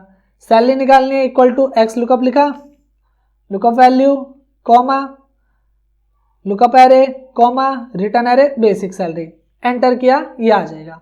तो इस तरीके से आप XLOOKUP का यूज कर सकते हो। और अगर आपको एक साथ ड्रैग करके निकालना है तो इसमें आपको ड्रैग करने की भी जरूरत नहीं है। XLOOKUP में ये खास बात है, जैसे कि यहाँ से मैं इसे डिलीट कर देता हूँ, इक्वल टू करके XLOOKUP लिखा मैंने, लुकअप वैल्यू ये हो गई, कॉमा, लुकअप एरे यानी ये वैल्यू कहाँ बिलोंग करती है, यहाँ पे, कॉमा, रिजल्ट एरे निकालना क्या है आपको, नेम, डेजिग्नेशन, बेसिक सैलरी, तीनों को सेलेक्ट करना है और जस्ट एंटर हिट करना है। जिसके बाद आप देख सकते हो तीनों का डेटा इस तरीके से बड़ी आसानी से XLOOKUP की मदद से आप निकाल सकते हो। इसमें आपको मैच वगैरह लगाने की कोई जरूरत नहीं है, सिंपल सा फॉर्मूला है जिसकी मदद से आप अपने इस काम को बड़ी आसानी से कर सकते हो। तो आप HLOOKUP, VLOOKUP को रिप्लेस करना चाहो तो रिप्लेस कर सकते हो। अब XLOOKUP के बाद अगला फंक्शन है यहाँ पे मैच फंक्शन। मैच का यूज किसी भी डेटा का रो या कॉलम नंबर निकालने के लिए किया जाता है। जैसे कि यहाँ पे हमारे पास रो नंबर है, रो नंबर निकाल लेते हैं रवि का, तो इसके लिए अभी हमें यहाँ पे आना है, इक्वल टू करके लिखना है मैच। जैसे ही मैच लिखेंगे लुकअप वैल्यू आ जाएगी। तो बताया ना लुकअप वैल्यू क्या होती है, जिसका डेटा निकालते हैं। तो रवि का हम रो नंबर निकाल रहे हैं, तो रवि लिया हमने यहाँ पे, कॉमा किया, लुकअप एरे, रवि किस एरिया में आता है, इस एरिया में, कॉमा किया, 0 किया, एंटर किया। तो रवि का रो नंबर कितना है, 4, 1 2 3 और 4। इसके अलावा मैंने इसे बाहर निकाल के इसलिए रखा है ताकि अलग से कोई भी मैं यहाँ से अगर नेम कॉपी करके यहाँ रखता हूँ तो उसका यहाँ पे रो नंबर आ जाए। अगर मैं यहाँ पे चेंज करूँगा तो पूरे डेटा पे इफेक्ट पड़ेगा, इसलिए मैंने यहाँ पे चेंज नहीं किया है। आप इसमें से किसी का भी रो नंबर निकालना चाहो तो बड़ी आसानी से ऐसे निकाल सकते हो। बस सिंपल सी ट्रिक है, जिसका रो नंबर निकाल रहे हो उसका आपको एरिया सेलेक्ट करना पड़ेगा। जैसे कि यहाँ पे मैं डेजिग्नेशन का निकाल के दिखाता हूँ। यहाँ पे मैं ले लेता हूँ टीम लीडर, टीम लीडर यहाँ पे ले लेते हैं। इसके बाद यहाँ पे आके इक्वल टू करके लिखते हैं मैच, लुकअप वैल्यू, कॉमा और लुकअप एरे, ये हो जाएगा, कॉमा 0 एंटर। तो टीम लीडर यहाँ पे कौन से नंबर पे है, 4th नंबर पे, 1 2 3 और 4। तो इस तरीके से यहाँ पे जो है टीम लीडर का रो नंबर इस तरीके से यहाँ पे दिखा देगा। अगर आप कॉलम नंबर लेना चाहो तो कॉलम नंबर कैसे निकालोगे, जैसे name, ID number, basic salary, ये सब क्या है, कॉलम नंबर है ना। तो इसके लिए इक्वल टू करके मैच का फॉर्मूला लगाओ, दोबारा यहाँ पे सेलेक्ट कर लेते हैं, यहाँ पे लुकअप वैल्यू, कॉमा। अब यहाँ पे लुकअप एरे क्या होगा, ये नहीं होगा क्योंकि ये तो रोज हैं, ये होगा क्योंकि ये कॉलम है हमारे, कॉमा 0 किया, एंटर किया। जिसके बाद आप देख सकते हो यहाँ पे जो नेम का कॉलम नंबर है कितना है, 2। नेम की जगह अगर मैं आईडी नंबर रख लेता हूँ यहाँ पे, क्योंकि यहाँ पे मैंने सिलेक्शन दिया है ना, तो इसके हिसाब से वर्क करेगा। तो आईडी नंबर पे 1 है, 1 आ जाएगा। अगर मैं यहाँ पे डेजिग्नेशन कर देता हूँ तो डेजिग्नेशन के लिए 3 आ जाएगा। और अगर मैं यहाँ पे बेसिक सैलरी कर देता हूँ तो यहाँ पे ये इस तरीके से 4 आ जाएगा। तो इस तरीके से जो है आप मैच फंक्शन का यूज़ कर सकते हो। इसके बाद अगला जो फंक्शन आ जाता है वो है इंडेक्स। अब इंडेक्स क्या है, तो इंडेक्स में हम अपनी तरफ से खुद रो और कॉलम नंबर देते हैं और डेटा फाइंड करते हैं। जैसे कि यहाँ पे मैंने इक्वल टू लिखा और इंडेक्स लिखा। अब इंडेक्स में सबसे पहले क्या पूछ रहा है, एरे यानी total collection of data, select किया इसे, कॉमा। इसके बाद रो नंबर, रो नंबर हमारी कौन सी हमें फाइंड करनी है, यहाँ पे हमारे पास टोटल कितनी रो हैं, 11 है ना, 1 से 10 तक तो यही है और 11वीं हो गई। तो उस टोटल रो में से मुझे फाइंड करनी है 5वीं रो, कॉमा। 5वीं बोले तो ये वाली। और कौन सा कॉलम फाइंड करना है, दूसरा, तो मैंने 2 लिखा। अब 1 2 3 4 5, 5वीं रो में दूसरे कॉलम पे क्या आएगा, सोनू। जैसे मैं एंटर करूंगा तो क्या आ जाएगा यहाँ पे, सोनू। अगर मैं यहाँ पे 2 की जगह कर लेता हूँ 3, तो क्या आ जाएगा यहाँ पे, सोनू का जो यहाँ पे डेजिग्नेशन है एम्प्लॉय। तो इस तरीके से आप अपनी तरफ से रो और कॉलम नंबर दे के इंडेक्स की मदद से डेटा फाइंड कर सकते हो। इंडेक्स के बाद यहाँ पे जो अगला फंक्शन आता है वो है यहाँ पे इंडेक्स प्लस मैच। अब इसका यूज काफी ज्यादा किया जाता है और इंटरव्यू में भी इसे काफी ज्यादा पूछा जाता है।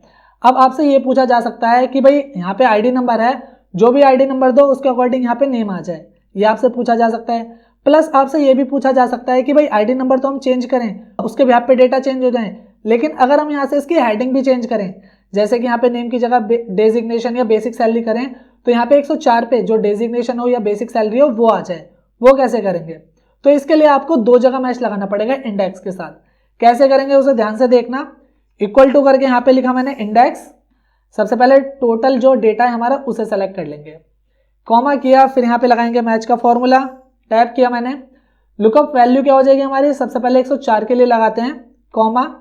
104 का लुकअप एरे क्या होगा, ये वाला, कॉमा किया, 0 ब्रैकेट किया बंद, फिर कॉमा।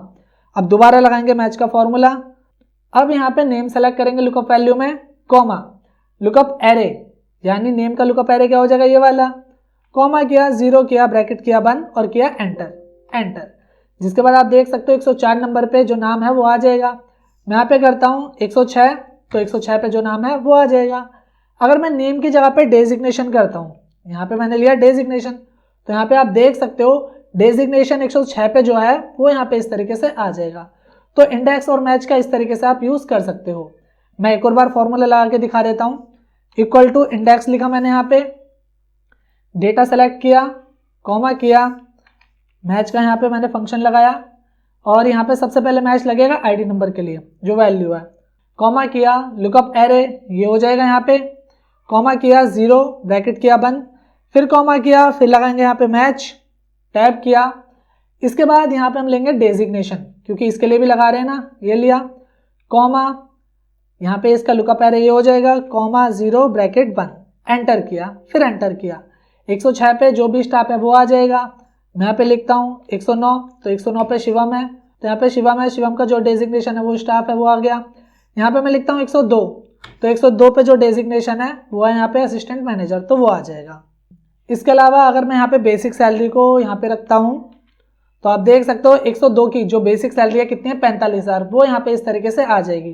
तो दोस्तों इंडेक्स प्लस मैच का इस तरीके से आप यूज कर सकते हो और जो अपना इंटरव्यू है, अगर इंटरव्यू में आपसे ये क्वेश्चन पूछा जाता है तो उसे बड़ी आसानी से क्रैक कर सकते हो। अब इसके बाद आ जाते हैं अपने लास्ट फंक्शन पे जो है सब्स्टिट्यूट फंक्शन।